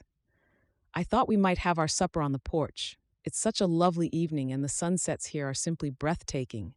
I hardly noticed them back home," Charlotte said as she turned to see the sky start to change colors. Tucker scoffed as if she wasn't making any sense before he took a seat. "I made beans, potatoes, bacon, and biscuits. I've noticed you like biscuits, so I made extra," Charlotte explained as she revealed the covered dishes. He didn't answer her or thank her for her trouble. He merely accepted his plate and offered up a silent prayer before he tucked in to eat. When they had finished eating in silence, Charlotte made another attempt at conversation. "I was wondering if you would mind if I tried planting a few vegetables. Some of the women at the cookout told me they have kitchen gardens that fare quite well over the summer." "Just don't expect me to water it," Tucker huffed. Charlotte clenched her jaw, trying her best not to react to his indifference. But she couldn't just allow him to walk all over her. She met his gaze and drew in a steadying breath. "I'm trying everything in my power to be a good wife. Why do you have to insist on trying to make me miserable in return?" "I didn't ask you to be a good wife," Tucker shot back. Charlotte couldn't stop the wry laugh from escaping her lips. "You're right, you didn't ask me anything, because you basically ignore me all the time. You hardly ever acknowledge my presence or even talk to me. We agreed this wouldn't be a romantic union, but at least we could try to get along, or at least treat each other with a little consideration." Tucker tilted his head and narrowed his gaze. "I'm sorry that I'm not considerate. I'll water your kitchen garden if it's so important to you." Tucker shoved his chair back and stood up after his outburst. Charlotte was tired of being ignored and knew she was about to play with fire, but she was done standing on the edge of the flames and getting burned regardless. "It's not about the garden, and you know that. It's about this, about you refusing to let anyone close because of what happened with your mother. I'm not your mother, Tucker. When I promise to love and obey and respect, I mean it." Charlotte's voice rose a little as she spoke. Tucker's face whipped around, a menacing look in his gaze. "What did you say? Who told you about my ma?" "It doesn't matter," Charlotte sighed. "What matters is that you're living half a life because you're afraid of caring about anyone. You shut me out and shoot me down, and I don't deserve that. Not everyone walks out, Tucker." Tucker's face hardened as if he had turned to stone. "It's none of your business, you hear?" "I care, you hear?" Charlotte shot back. Tucker turned and headed for the barn. Tears burned Charlotte's eyes, but she wouldn't let them fall. Instead, she called after Tucker. "And I'm not going to leave, ever." She wasn't sure why she said that, but she had a feeling Tucker needed to hear it. Perhaps he didn't want her to stay, but it was important for Charlotte to make it clear to Tucker that the world wouldn't come to an end if he was a little kinder to her. Chapter 13. Tucker's heart was racing as he walked away from the porch. He couldn't remember the last time he had been so furious. He wasn't sure why he was so enraged. Was it because Charlotte was right that he had been treating her poorly? Or was it because she knew about his mother leaving them for a ranch hand? He didn't have to guess who had shared that information with her. Only one person knew about that, David Tate. Tucker stomped into the barn and took a hold of a fresh horse. Once the horse was saddled, he mounted and kicked the horse into motion. He thundered past the porch where Charlotte was still standing, intent on unleashing his anger on the person who deserved it most. The wind slapped at his face even as the sky transformed into a bouquet of colorful hues. By the time he reached the town, the sun was dancing on the horizon, but Tucker didn't even notice. He stopped in front of David's house and tied his horse to the post by the watering trough before heading inside without bothering to knock. "Tucker, what a surprise," David said, standing up from where he had been reading a newspaper. "Don't act all innocent," Tucker snapped. "Why'd you tell her? What business is it of hers? You had no right to tell her about my ma or my past." David took his seat again and let out a heavy sigh. "You rode all the way into town at this late hour to ask me that? Surely you know the answer, Tucker." "No, I don't. You're going to tell me why. I get you were my pa's friend and lawyer, but that doesn't give you the right to talk about me to just anyone." "You hear?" Tucker all but roared. David merely cocked a brow. "She isn't just anyone, Tucker. She's your wife, remember? Although I doubt it's going to last for much longer, judging by the way you treat her." David stood up and moved towards Tucker. "I told her because I found her crying in the field after seeing you treat her like an errant servant. Just because you don't trust women and you don't want to open your heart to love doesn't give you the right to treat her as if she doesn't matter. She left her daughter to marry you. She took a chance and boarded a train out of desperation. She's cooked for you and cleaned for you. And what have you done?" David demanded. "You inherited your precious ranch and haven't given her a moment of your time. She doesn't have friends out here. Her daughter is staying with a distant aunt, and you won't even attempt at a polite conversation. That's why I told her. I told her because she needed to know you weren't completely heartless, that you've been hurt and that you can't help your foolish behavior." David stepped back and shook his head with disappointment. "If your pa had known his will would lead to this, he would have just given you the ranch without any conditions. Rest his soul, he must be turning in his grave knowing how you've treated that poor woman." Tucker opened his mouth to argue, but instead he just closed it again. He had ridden all the way into town to give David a piece of his mind, only to learn that David had done it to protect him, to help him. "Yep, that's what I thought." David sat down. "You haven't given her a second thought since you got your hands on your precious ranch, have you?" "It wasn't a real marriage, David. It's a marriage of convenience," Tucker tried to defend himself. "And for who exactly is it convenient at the moment? She's working her fingers to the bone, taking care of your home while separated from her daughter. You have your ranch and a live-in housekeeper." "Seems to me a very unfair scale you're using, Tucker," David pointed out. "What do you want me to do? Tell her I love her? Lie to her?" Tucker demanded, running out of steam. "Don't lie to the poor woman, Tucker. At least try to make her feel welcome. Perhaps it would be best if she goes back east." Tucker sighed heavily. David's mouth curved into a rueful smile. "But you can't, and that's what bothers you the most. Because you only realized once you had the deed in your hand that if you have an annulment or live in separate homes for 5 years, you forfeit the ranch. You didn't tell me that at the funeral." Tucker accused David, knowing he was right. "You didn't ask," David shrugged. "Seems to me you've got one of two choices here, Tucker. You can either run that poor girl into the ground until she runs from you like your mother ran from home, or you can attempt to be at least her friend and respect her for what she does for you. Now get out of here. I'm done arguing with selfish fools for one night." In all the years Tucker had known David, he had never once asked him to leave. David's behavior was just another insult to injury. Tucker walked out of David's house and hopped back into the saddle. As he rode home by the light of the moon, he wondered if David wasn't right. Had he been acting unfairly towards Charlotte? Was it too much to ask to at least attempt to be her friend? By the time he arrived home, the lantern was already out in her room. Tucker considered waking her to ask if David had been right, but he'd been insulted enough for one evening. Instead, he headed to his room, where he spent the rest of the night tossing and turning. He had dreams of Charlotte leaving and of him losing Stone Ranch. He dreamed of his mother riding off with a ranch hand and how his father had spent years mourning her departure. But Tucker also dreamed of Charlotte laughing in a field of flowers with a little girl by her side. He woke up feeling guilty, covered in sweat. He had refused Charlotte permission to bring her daughter because he had known their marriage would be a lie, hopefully a short one. Even realizing that their lie couldn't be as short as he had hoped, he was hesitant to involve a child. Tucker remembered how his mother's actions affected him, even how it affected him now. He didn't want to expose a child to a marriage that was a lie. Or was it because he feared a child might break through his defenses, and he might just find himself loving someone other than his father? Chapter 14. After their argument a few nights before, Charlotte was having second thoughts about staying at Stone Ranch.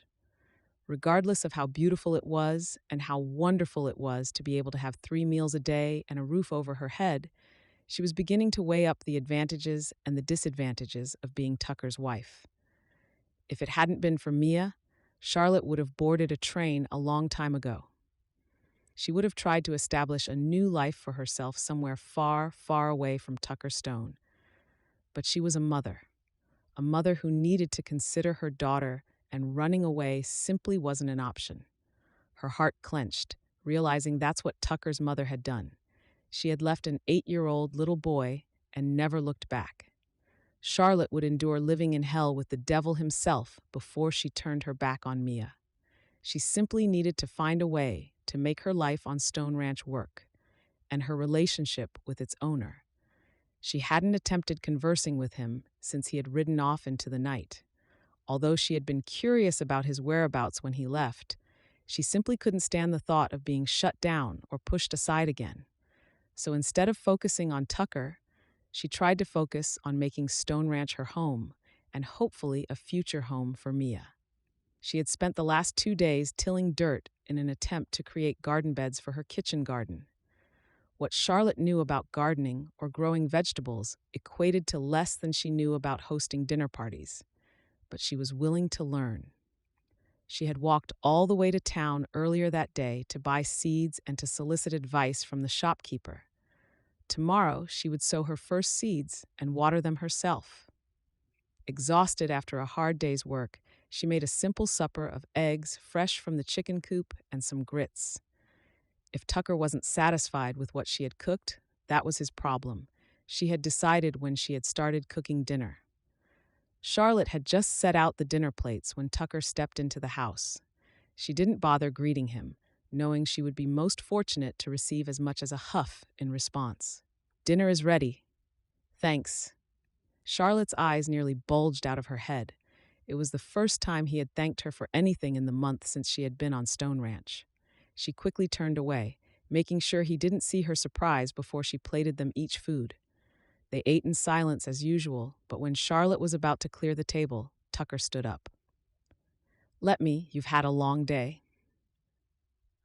For the second time that evening, she found herself dumbfounded by his response. She watched as Tucker gathered the dishes and carried them to the kitchen. He turned suddenly and met her gaze. Charlotte's heart skipped a beat, but she couldn't seem to drag her gaze away from his. "I owe you an apology for my behavior the other evening," Tucker finally said. Charlotte's brow creased into a frown. "I'm sorry?" Was she hallucinating? Perhaps she had sunstroke after walking all the way into town. I apologize for my behavior the other night, Tucker repeated. I was upset, and it was wrong of me to say those things. Tucker shrugged with a foolish grin curving the corners of his mouth. I'm not used to this. He waved his hand in the air between them. I apologize as well. Although I meant what I said, I could have chosen a better way to convey my feelings, Charlotte apologized in turn. Although I haven't said anything, I'm grateful for everything you do. I want you to know that I notice it and I appreciate it. Even the kitchen garden you're starting. Charlotte couldn't help but be confused. She wasn't sure what had caused Tucker's sudden change of heart, but she knew it was unexpected. She cleared her throat trying to find the right words. I don't expect this to be a real marriage, Tucker. I just hope that perhaps we can be friends. Tucker held her gaze for a while before he finally nodded. I've never been friends with a woman before, but sure, I'd like that. As if they had reached a truce, they both watched the other for a sign of what to do next. It was as if the hatchet had been buried and the white flag was waving over their heads. Charlotte wasn't sure what this meant for the days, weeks, and months to come, but she felt a small spark of hope in her heart. Perhaps, just perhaps, Stone Ranch might become the place she wanted to be after all. I'll take care of the dishes. Why don't you take a rest? Tucker suggested. Charlotte nodded, unsure of the source of all this kindness. She attempted to smile. That will be great, thanks. Tucker, I just want you to know I didn't mean to dig into old wounds the other night. I just wanted you to know that I'm committed to us, to this marriage. Regardless of our reasons for going ahead with it, I won't leave unless you ask me to. Tucker's mouth curved into a sad smile. The fact that you haven't already left amazes me. For a few seconds, neither of the two spoke, but it felt as if a weight had been lifted from Charlotte's shoulders.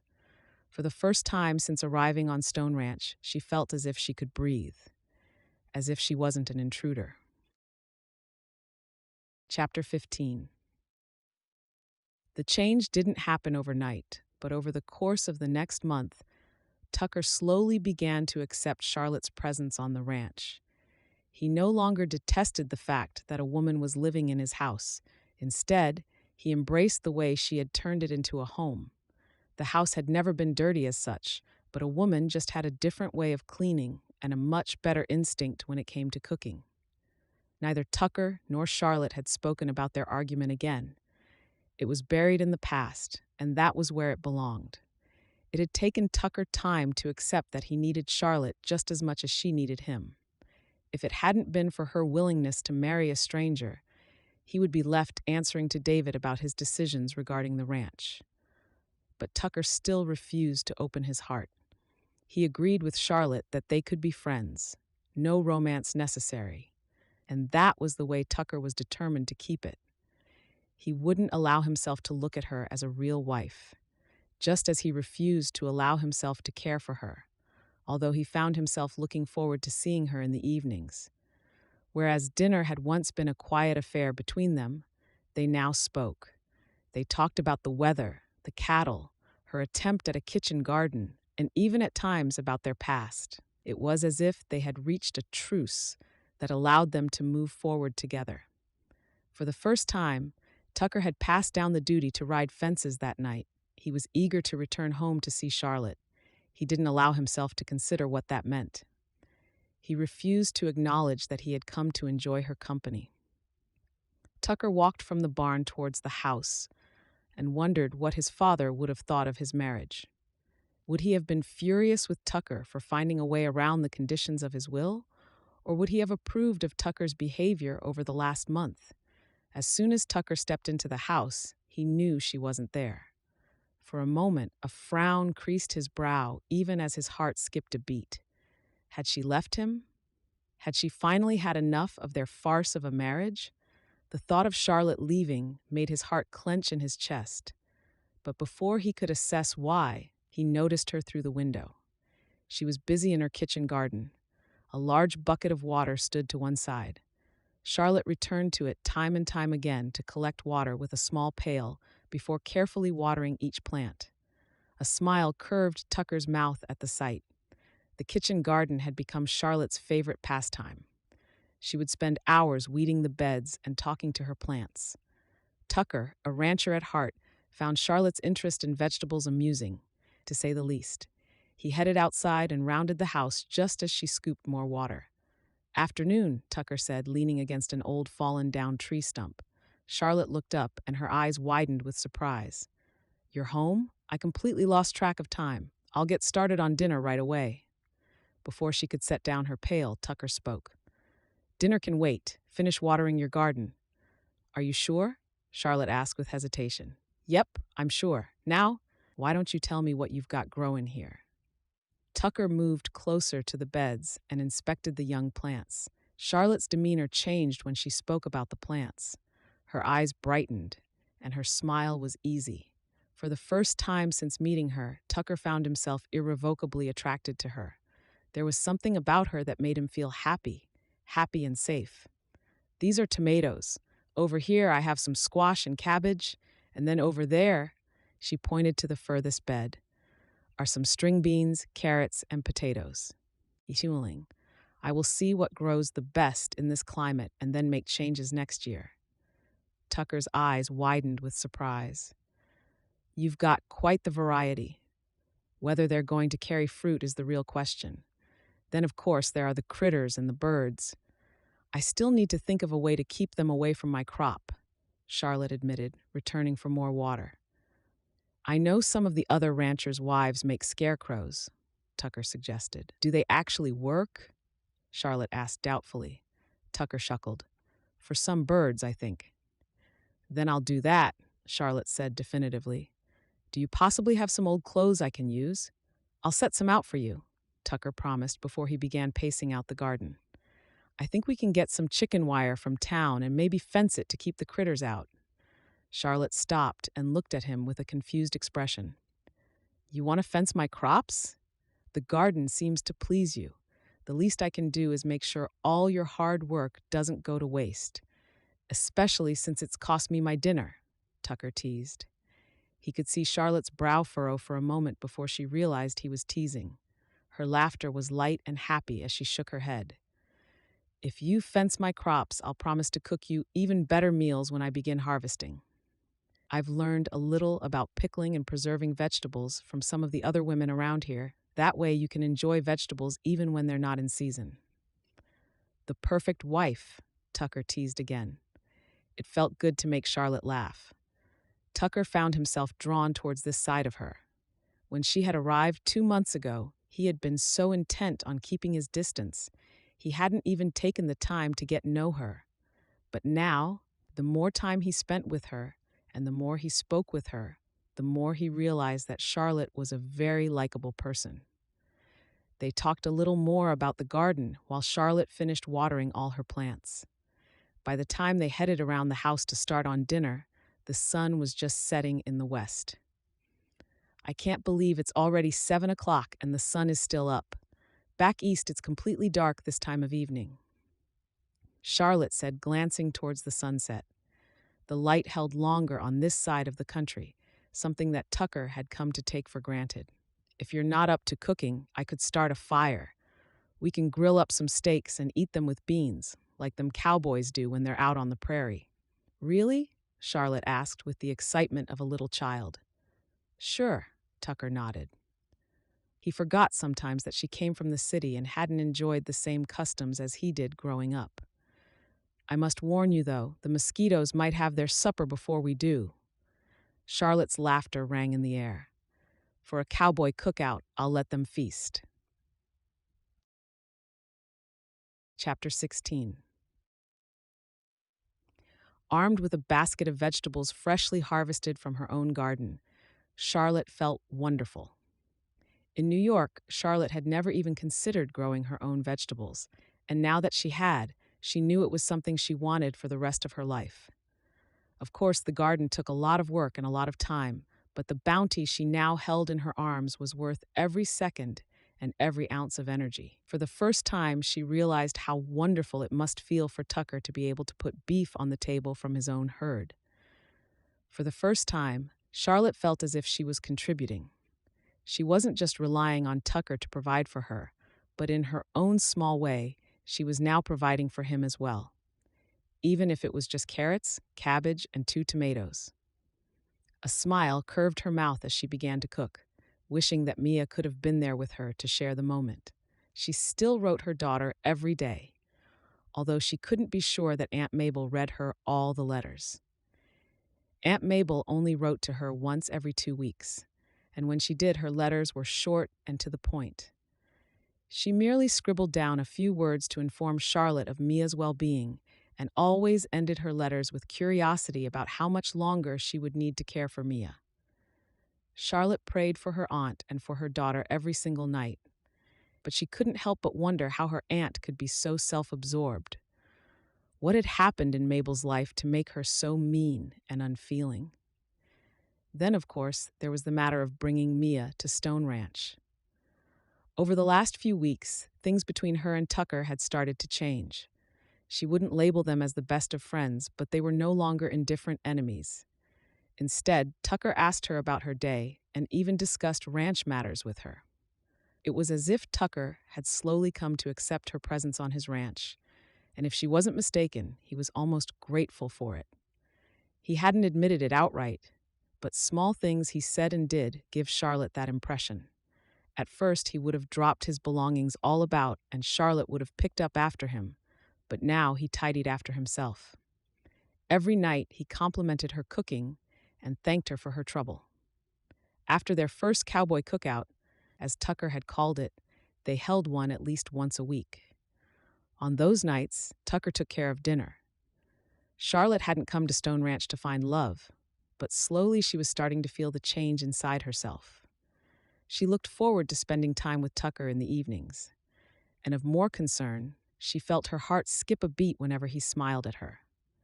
She refused to get ahead of herself and allow herself to dream of a real marriage with Tucker, but she couldn't help it.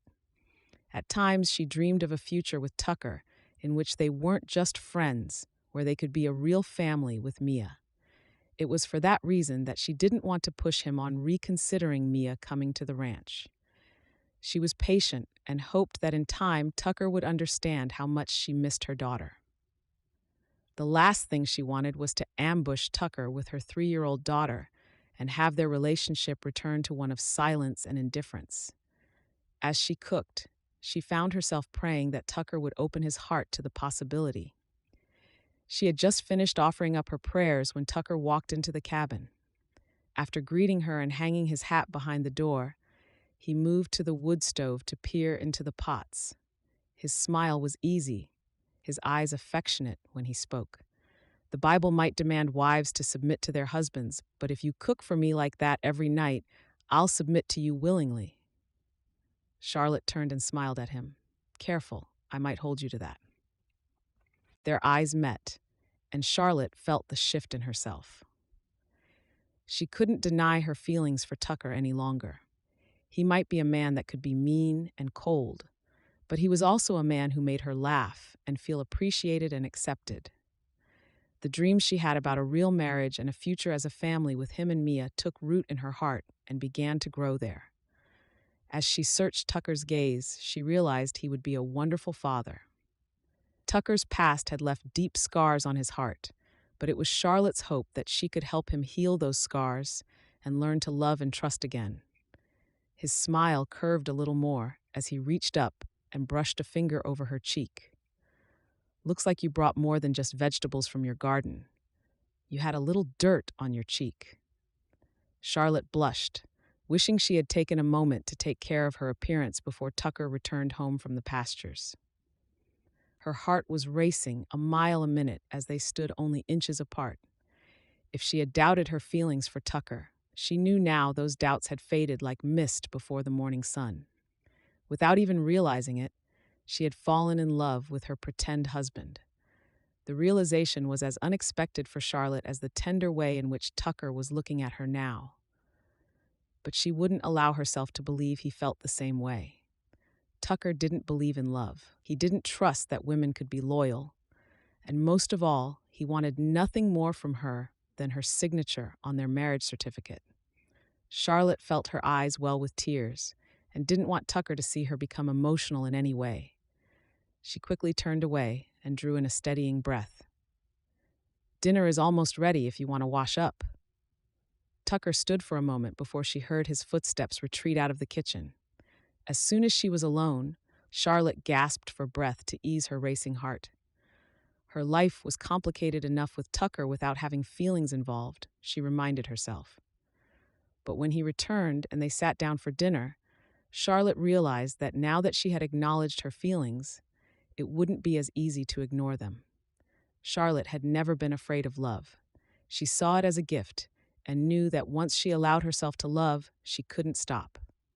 She cried herself to sleep that night, accepting that she would spend the rest of her life loving a man that would never feel the same way about her.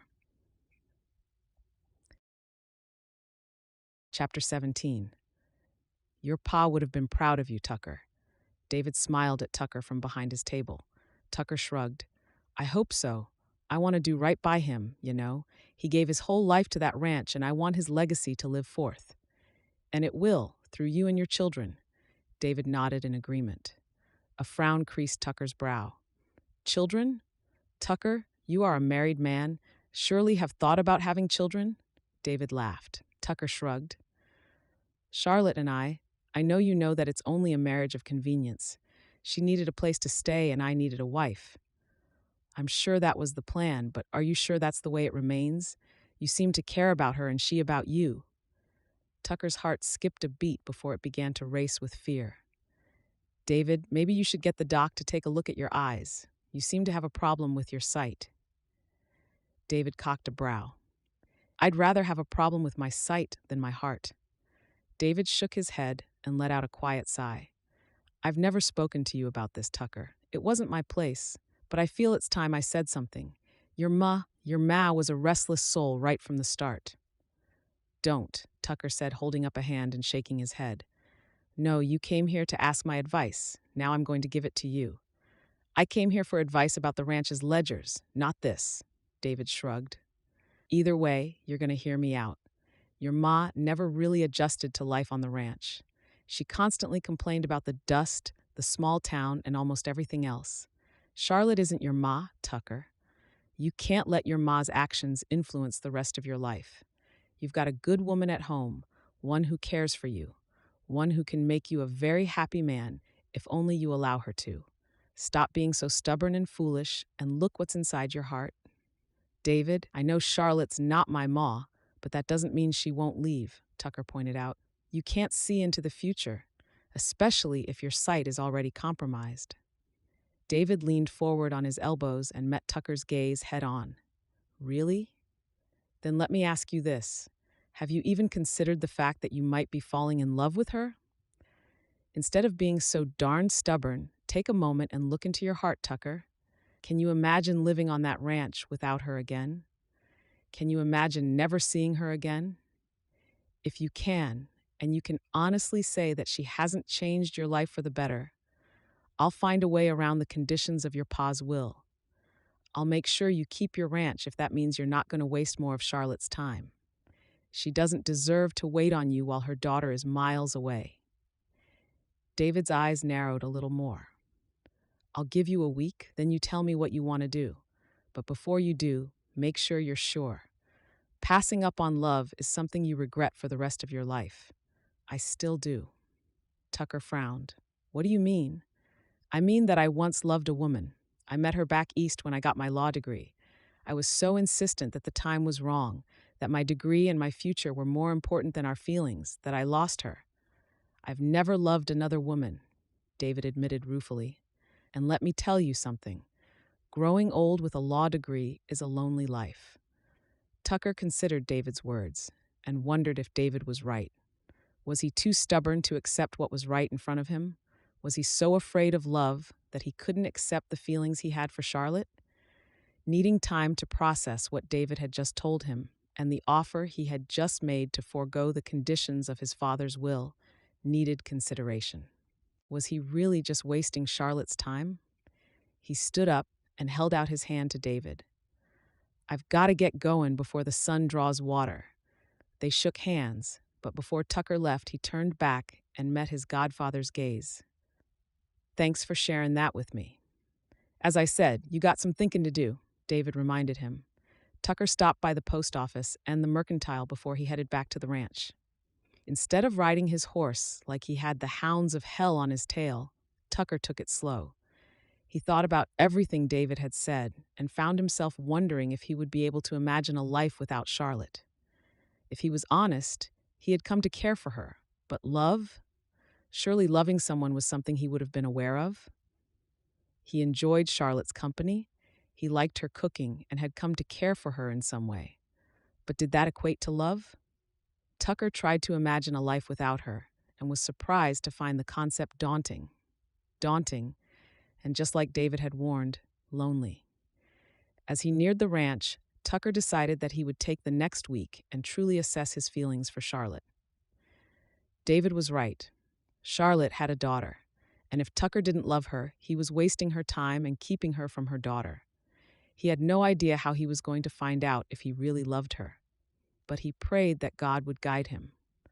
Would there be a sign in the sky, a sudden stab of realization, or would it simply be a matter of guessing and hoping? Just as he turned into the yard, he saw Charlotte standing by the laundry line hanging out his shirts. His heart skipped a beat when she turned and smiled at him. The sight of her smile with his ranch in the background brought a strange emotion to light. Tucker felt his heart clench in his chest, even as his throat tightened with the unfamiliar sensation. The thought of not having her there. Tucker pushed the thought from his mind, not willing to even consider it. He had a week to decide, and he would take every second before he made his decision. Once he had unsaddled the horse and passed it onto a ranch hand for a good brush down, Tucker headed towards the cabin. He had picked up a letter in town from New York and knew Charlotte would be eager to read it. "You're back soon. I thought you were going to stop by David's," Charlotte asked when he walked into the cabin. "I did," Tucker admitted, even as he felt guilty about the topic of their discussion. "This came for you." Charlotte's smile brightened as she accepted the letter. Without pause, she tore open the envelope and pulled out the pages inside. For a moment, Tucker watched her as she read, just taking her in. She was truly a beautiful woman, he thought to himself, even as her expression began to change. In a matter of seconds, Charlotte's features turned from excitement to fear and horror. Tucker didn't even have a chance to ask her what was wrong before she turned and ran out of the cabin. Confused about what had just happened, Tucker set off after her. She ran as fast as the wind towards the fields. Tucker had to exert himself to keep up. Even from a distance, Tucker could hear she was crying. Not the soft crying prevalent with females, but the gut-wrenching, devastated cry of a person who had just received terrible news. When she finally stopped, she collapsed onto her knees in the wild grass, covering her face with her hands. Tucker stopped a few paces away from her and gave himself a chance to catch his breath. Her sobs made his heart ache as if he had just received terrible news himself. Tucker carefully moved closer and noticed she still had the letter in her hand. He gently touched her shoulder before he kneeled in front of her. "Charlotte, what's happened? Please talk to me." Chapter 18. Charlotte couldn't find words. Her heart was breaking, and sobs simply swallowed any attempt at trying to communicate. Finally, she just stopped trying and handed Tucker the letter. The letter she could already repeat by heart. "Dear Charlotte, I hope this letter finds you in good health. Since you haven't informed me of your decision to collect your daughter in the near future, I have taken it upon myself to make some firm decisions with regard to the current situation. I'm sure you understand with my role in society and my social engagements, having a 3-year-old that constantly needs care and attention has somewhat interfered with my lifestyle. She refuses to abide by the governess I hired for her and cries for you every night. She insists that I bathe her and put her to bed, and as you can imagine, this has caused me to miss out on quite a few social engagements. I have inquired about boarding houses and found one not too far from New York. They have kindly made an exception to accept Mia, regardless of their requirements that students be 4 years of age before acceptance. Of course, it took a generous donation on my behalf to convince them. They have an excellent program for their students and a reputed finishing school for young ladies. I will make arrangements for her first 2 years to be paid for in full, after which the tuition and boarding will fall to you. She leaves for the boarding school at the end of the month. If you wish to write to her there, you can reach her at the following address. Tears streamed over Charlotte's face. She had made a choice to come out west to find a new life for herself and Mia. Not once had she imagined that Mabel would ship Mia off to a boarding school, especially not at this young age. She wanted her daughter to be raised with love and affection. She wanted her daughter to be close and to be able to teach her herself. Worse still was that Charlotte knew that Tucker wasn't open to even considering bringing Mia to Stone Ranch. "Charlotte, who wrote this?" Tucker asked suddenly. His voice was stiff, his back ramrod straight as he held up the offending letter. "My aunt," Charlotte admitted with a sedate sniff. "Your aunt who is taking care of your daughter? Your blood?" Tucker demanded with a strange voice. Charlotte nodded, knowing he wouldn't care. Mia wasn't his, she wasn't his problem. All he cared about was his ranch and keeping it. "We'll make arrangements tomorrow. We're going to fetch her before the end of the month," Tucker declared. Charlotte was sure that she was hallucinating. A frown creased her brow as she searched his gaze. "What did you say?" "I said I'll make arrangements tomorrow for us to go to New York. We're going to bring Mia home." Charlotte shook her head. "You said you don't want my daughter here. You said for the first year it wouldn't even be an option." Tucker sighed and tore up the letter as if the offending words would hurt less if they were separated. He let the pieces of paper be scooped up by the breeze and blow away before he kneeled in front of Charlotte. When he framed her face, it was with such tenderness that Charlotte wasn't sure what was happening. They had reached a point where they got along, but affection and tenderness had never been shown before. Of course, he teased her now and then and complimented her, but this... Charlotte searched his face, struggling to recognize the man in front of her. "When I asked you to marry me, I had my own agenda. Like you needed a place to stay and someone to provide for you, I needed a wife to claim my inheritance." Tucker shook his head and smiled at her wryly. "I thought it would be easy. I thought we'd be married for a few months, perhaps even a year before we would find a way for an annulment. That way I would be rid of a wife and I would have my ranch." Charlotte gasped, horrified. Had he really brought her all this way only to send her back to the life she had fled from? She tried to pull away from him, disgusted and disappointed by his admission, but he wouldn't let her. "But I was wrong," Tucker continued. "I spent the best part of my whole life vowing that I would never become vulnerable to love. I saw how it nearly destroyed my pa, and I refused to let that happen to me. I thought that I could bring you here and use you to get my inheritance, but I realize now that the Lord had other plans.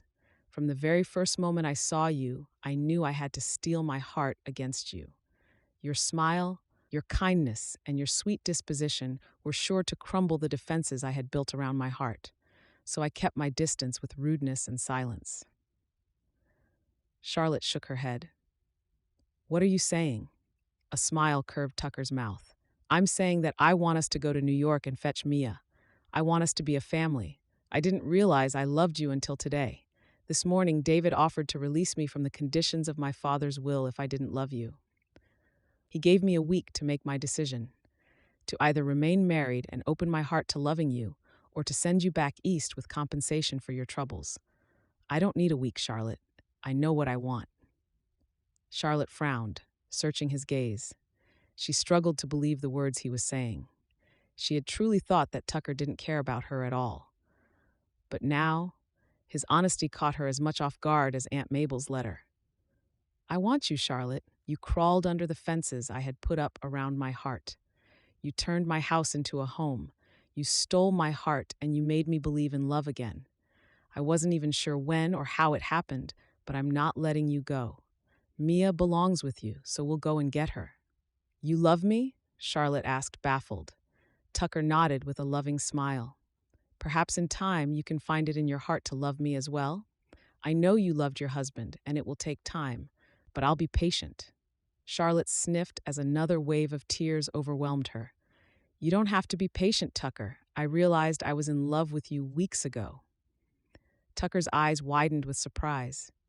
Why didn't you say something? Because I knew you didn't believe in love, Charlotte shrugged. You made me believe again, Tucker whispered before he softly brushed a kiss over her lips. When he pulled away, he searched her gaze for a long while before he spoke. I don't want this to be a marriage of convenience. I want this to be a real marriage, Charlotte. The type of marriage my parents never had.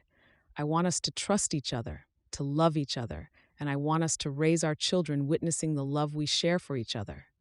Charlotte nodded with a smile that made her cheeks ache. I want that, Tucker. All of that. Good. Tucker nodded as he pulled her to her feet. He pulled her in for a tight hug and whispered against her ear. I know I'm not Mia's real father, but if you'll allow it, I'd like to be her pa. Nothing Tucker could have said would have meant more to Charlotte than that. She pulled away and searched his gaze before a bubble of laughter escaped her. I knew somewhere beneath those plaid shirts and riding chaps hid a man filled with love and compassion. Hush, we don't want the ranch hands to find out, Tucker teased. Charlotte laughed and shook her head. I think they already have. She turned. She turned and glanced towards a small hill in the distance, where the ranch hands could be seen looking down at them with open curiosity. Tucker shrugged. Can't blame their curiosity. You ran from the house so upset one would have imagined someone had passed away. When I came after you, they must have been concerned. I don't think they've ever seen me run. That's what I have a horse for. Charlotte's laughter filled the air as her world began to become whole again. The only piece missing now was Mia. Chapter 19. You must be anxious to see her? Tucker asked, shifting in the carriage. Charlotte couldn't help but laugh. Tucker was made to sit a saddle and herd cattle. He wasn't made to travel by train or to sit in the back of a carriage. Ever since leaving Stone Ranch 3 days ago, Charlotte hadn't once seen him at ease. About as anxious as you are to return to the ranch? Have you never been to a city before? Once, Tucker admitted. The worst week of my life. My pa insisted I needed to see to visit to the railing. We traveled for days and then spent a week in the city. All the buildings, people, and dirt. It's not for me. Charlotte nodded in agreement. She might have been born and raised in New York, but this was no longer her home. The ranch, with its big sky and fields that stretched as far as the eye could see, had become where she wanted to spend the rest of her life. Driving through New York from the train station to Aunt Mabel's house brought back many memories of the life she had with her husband, but she only had to turn and look at Tucker to know that she was going to make new memories now. It would soon be Christmas, and snow had already fallen. The shops were full of Christmas treats and gifts. This year, Christmas would be strange. It wouldn't be cold. There certainly wouldn't be snow. But it would be magical. She would be reunited with her daughter, and it would be the first she would spend with her new husband. She would always cherish what she once had, and she would make sure Mia knew about her real father. But her life with Tucker was what she looked forward to now. He gently pressed a kiss to the back of her hand and met her gaze with a loving look. Even in the dreams Charlotte had of real marriage with Tucker, she hadn't imagined him to be affectionate, and yet he was. When he wasn't reaching for her hand, he was smiling at her or complimenting her. It was as if Aunt Mabel's letter had finally broken down all his defenses. For the first time in his life, Tucker was following his heart and not living by his fears. Charlotte felt privileged to be there to witness the change in him. How much further? Tucker asked when they turned another corner. Not far. I'm sure you can lease a horse from a livery if you'd rather avoid the carriages. Tucker shook his head. We're a family now. We travel together, despite the fact it's horrific. Charlotte's laughter filled the carriage as it came to a stop. A hollow feeling formed in the pit of her stomach at the sight of her aunt's house. Charlotte had already decided that after today, she wouldn't bother staying in contact with her aunt. She had always kept in touch with Aunt Mabel out of respect for her father. But in her heart, Charlotte realized her father wouldn't blame her for cutting ties. Not after she had arranged to send a 3-year-old girl to a boarding school without even asking for Charlotte's consent. Charlotte climbed out of the carriage with Tucker's hand offering her support.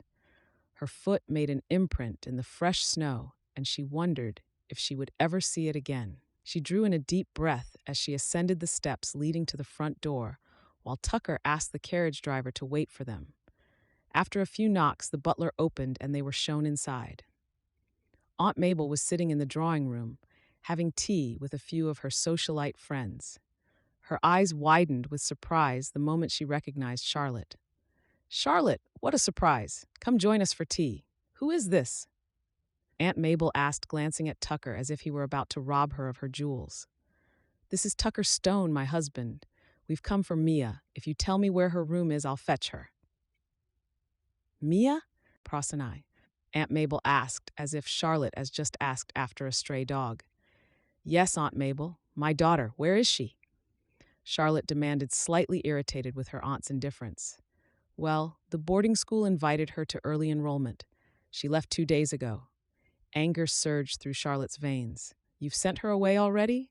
Charlotte felt breathless and dizzy from her aunt's admission. As if sensing her instability and anger, Tucker reached for her elbow to steady her as he turned to her aunt. "Firstly, you had no right to send that little girl away without Charlotte's permission.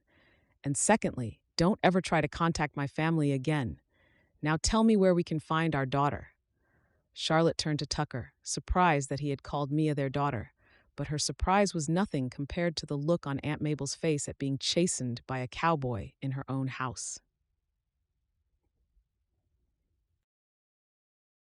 Chapter 20. The boarding school was 50 miles from New York City. After arriving by train late afternoon in New York, both Charlotte and Tucker decided to continue their journey the following day. As the sun rose, Tucker found a carriage driver who would take them there. Progress was slow because of the weather. Almost 4 hours later, and Charlotte hadn't spoken a single word. She had spent the entire night tossing and turning when she wasn't weeping. Tucker knew she blamed herself for Mia's fate, but deep down he felt a tidal wave of guilt wash over him. If he hadn't misled Charlotte, she would never have been separated from her daughter. But at the same time, he couldn't regret misleading Charlotte, because he would never have found the love he had for her if he had not. He reached for her hand and pressed a kiss to the back of it. "Everything will be all right. It's only been 2 nights. She'll be fine." "She's going to hate me for leaving her," Charlotte admitted quietly. "It's my fault," Tucker insisted. "It was wrong of me to expect you to leave her behind. You were only doing what you thought was right for your future." "I never thought Mabel would send her away. I knew she was mean and heartless, but I never for a moment thought she could be so callous." Tucker pulled her close and pressed a kiss to the top of her head. "Come, take a few deep breaths. We'll be there soon.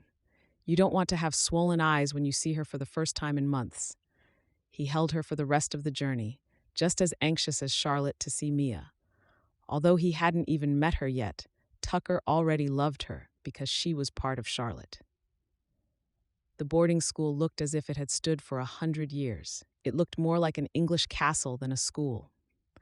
The grounds were neatly kept, the children all dressed in identical uniforms. Tucker felt anger surge through his veins just imagining a little girl being sent here because her aunt refused to care for her. The familiar guilt he had been experiencing since Charlotte had received that letter washed over him again. Charlotte had a few words with the headmistress before they were led down several hallways. The headmistress opened a door and revealed a room beyond it with a dozen or so beds inside. All the beds were empty, except for one which was filled with a little girl lying in tears. "We are easy on the girls the first week. Many suffer homesickness. After the first week, they have to obey the timetable," the headmistress explained. Tucker heard Charlotte's breath catch, and he squeezed her hand for support. "Go get her." Charlotte didn't hesitate. She ran across the room and scooped Mia off the bed. Tucker felt tears well in his eyes as mother and daughter were reunited. As he moved toward them, he noticed that Mia had inherited all of her mother's features. She was going to be a beautiful woman one day, And with Charlotte as her mother, she would have a kind and gentle disposition as well. Tucker had always felt on top of the world when he stood on the hill in his backyard that overlooked the ranch and his herd of cattle grazing in the distance. But not even that feeling could be compared to what he felt now. Without a doubt, Tucker knew he would give up his ranch, his father's legacy, and his cattle to keep Mia and Charlotte happy, to keep them from ever being separated again.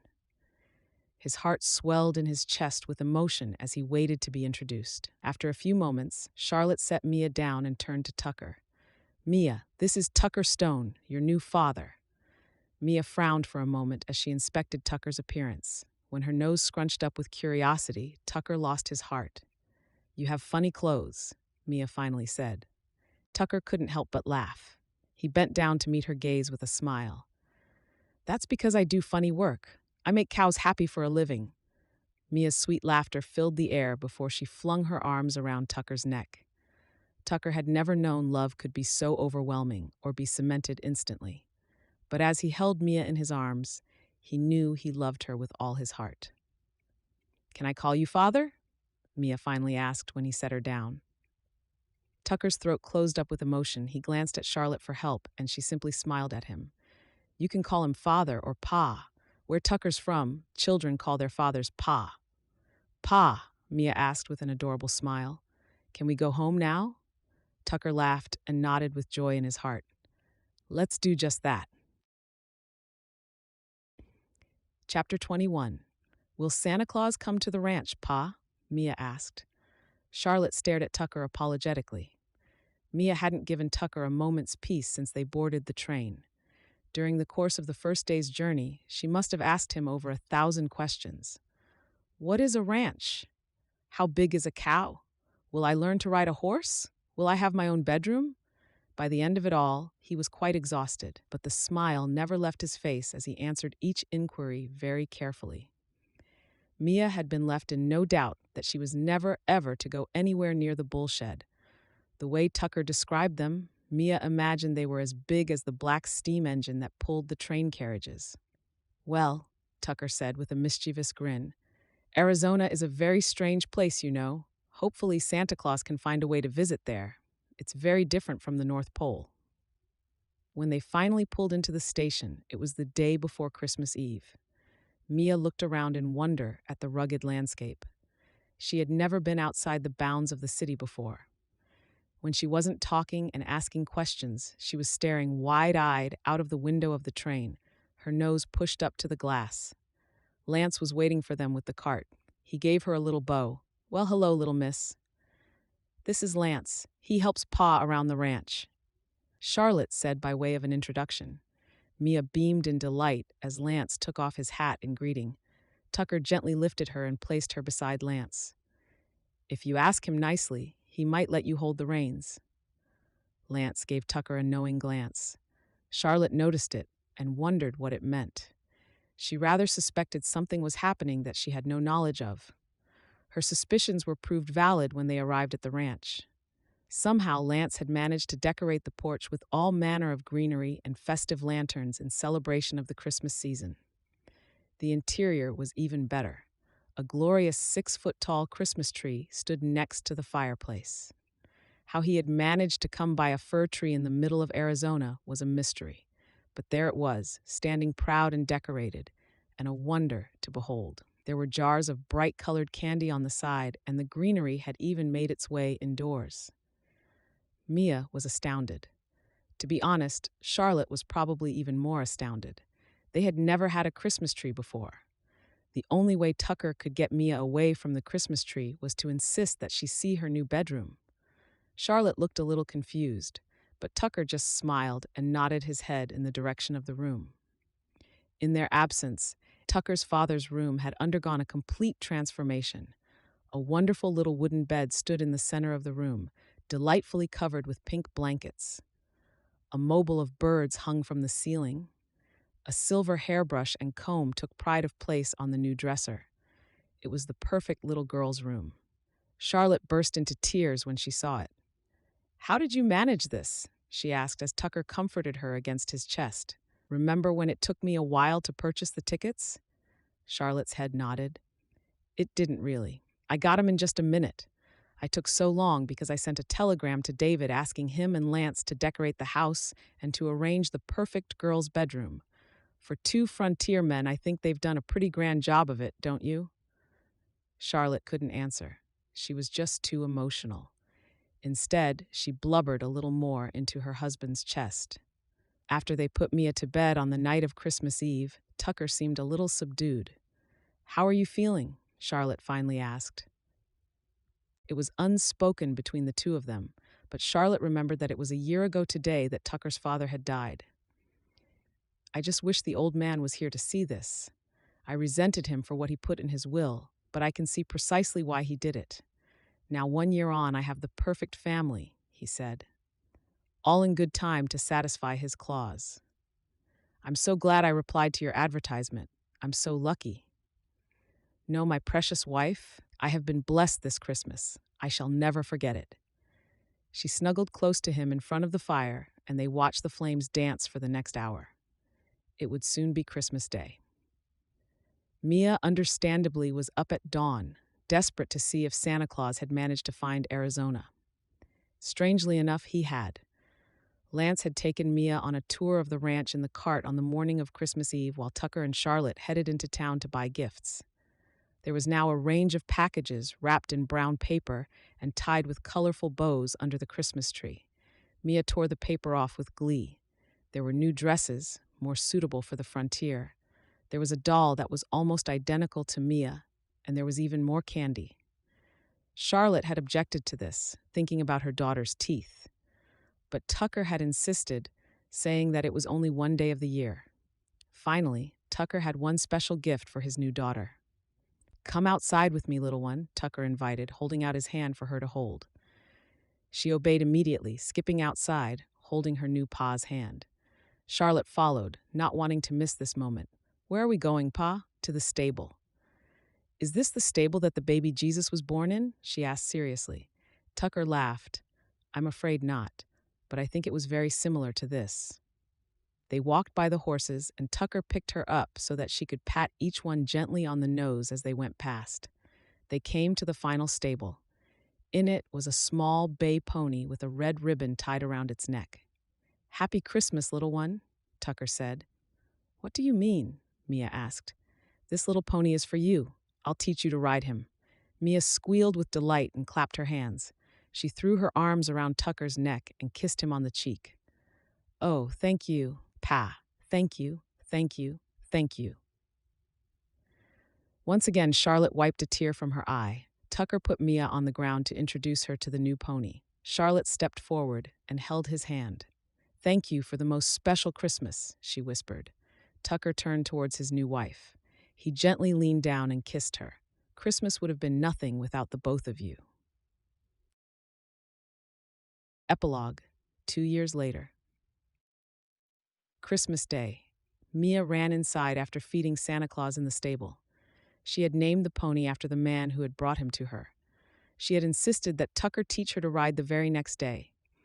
Tucker said that she was a natural horsewoman, and Mia had swelled with pride at the praise. Before long, she had mastered riding. Occasionally, she would ride out with Tucker when he checked on the fences. And every day, without fail, she fed Santa Claus and mucked out his stable. Even on Christmas Day. The Christmas dinner table was loaded. David and Lance had joined them for Christmas dinner, just as they had done last year. David set about teasing Mia with a magic trick that he'd learned. Mia was annoyed because she couldn't work out how David was performing the trick. Tucker thought it was hilarious. Over the last few years, David had almost become a surrogate grandfather to the beautiful little girl. Where Tucker once resented David's presence as a necessity to authorize expenditure on the ranch, he now welcomed it. His godfather had become a member of the family once more. Lance had also taken a shine to the delightful girl, who now called him Uncle Lance. And there was one more addition to the dining table. Although this one was not about to enjoy the Christmas feast that Charlotte had prepared, Kurt. He was almost 6 months old, cuddled on his mother's knee, enjoying a bottle of milk. Charlotte had given birth at the ranch. Being a boy, there was only one possible name for him, Kurt, after Tucker's father. Everyone tucked into the food that Charlotte had lovingly prepared. "This meal is fit for a king," Tucker exclaimed, nodding his appreciation at his wife. "Several kings," added David, determined not to be outdone when it came to handing out compliments. "You truly are blessed, Tucker. You have a beautiful family." David smiled warmly at Tucker. "I knew if I made you, you would choose her over the ranch. But now I have both," Tucker teased, "and two beautiful children." "Almost three," Charlotte commented conspiratorially. Tucker turned to her with a confused expression and then sighed heavily. "I told you the new foal is not coming into the house. I don't care how cold it gets at night or how much Mia nags. The foal stays in the stables where it belongs." Charlotte nodded. "I wasn't talking about the foal, Tucker. I was talking about the baby we're expecting come summer." Tucker's jaw dropped in surprise. Charlotte laughed. "Yes, I'm with child again." Tucker's smile split his face from ear to ear as he turned to David. "You can say that again, David. I truly am a blessed man." "Merry Christmas, Tucker," David laughed before he offered them congratulations.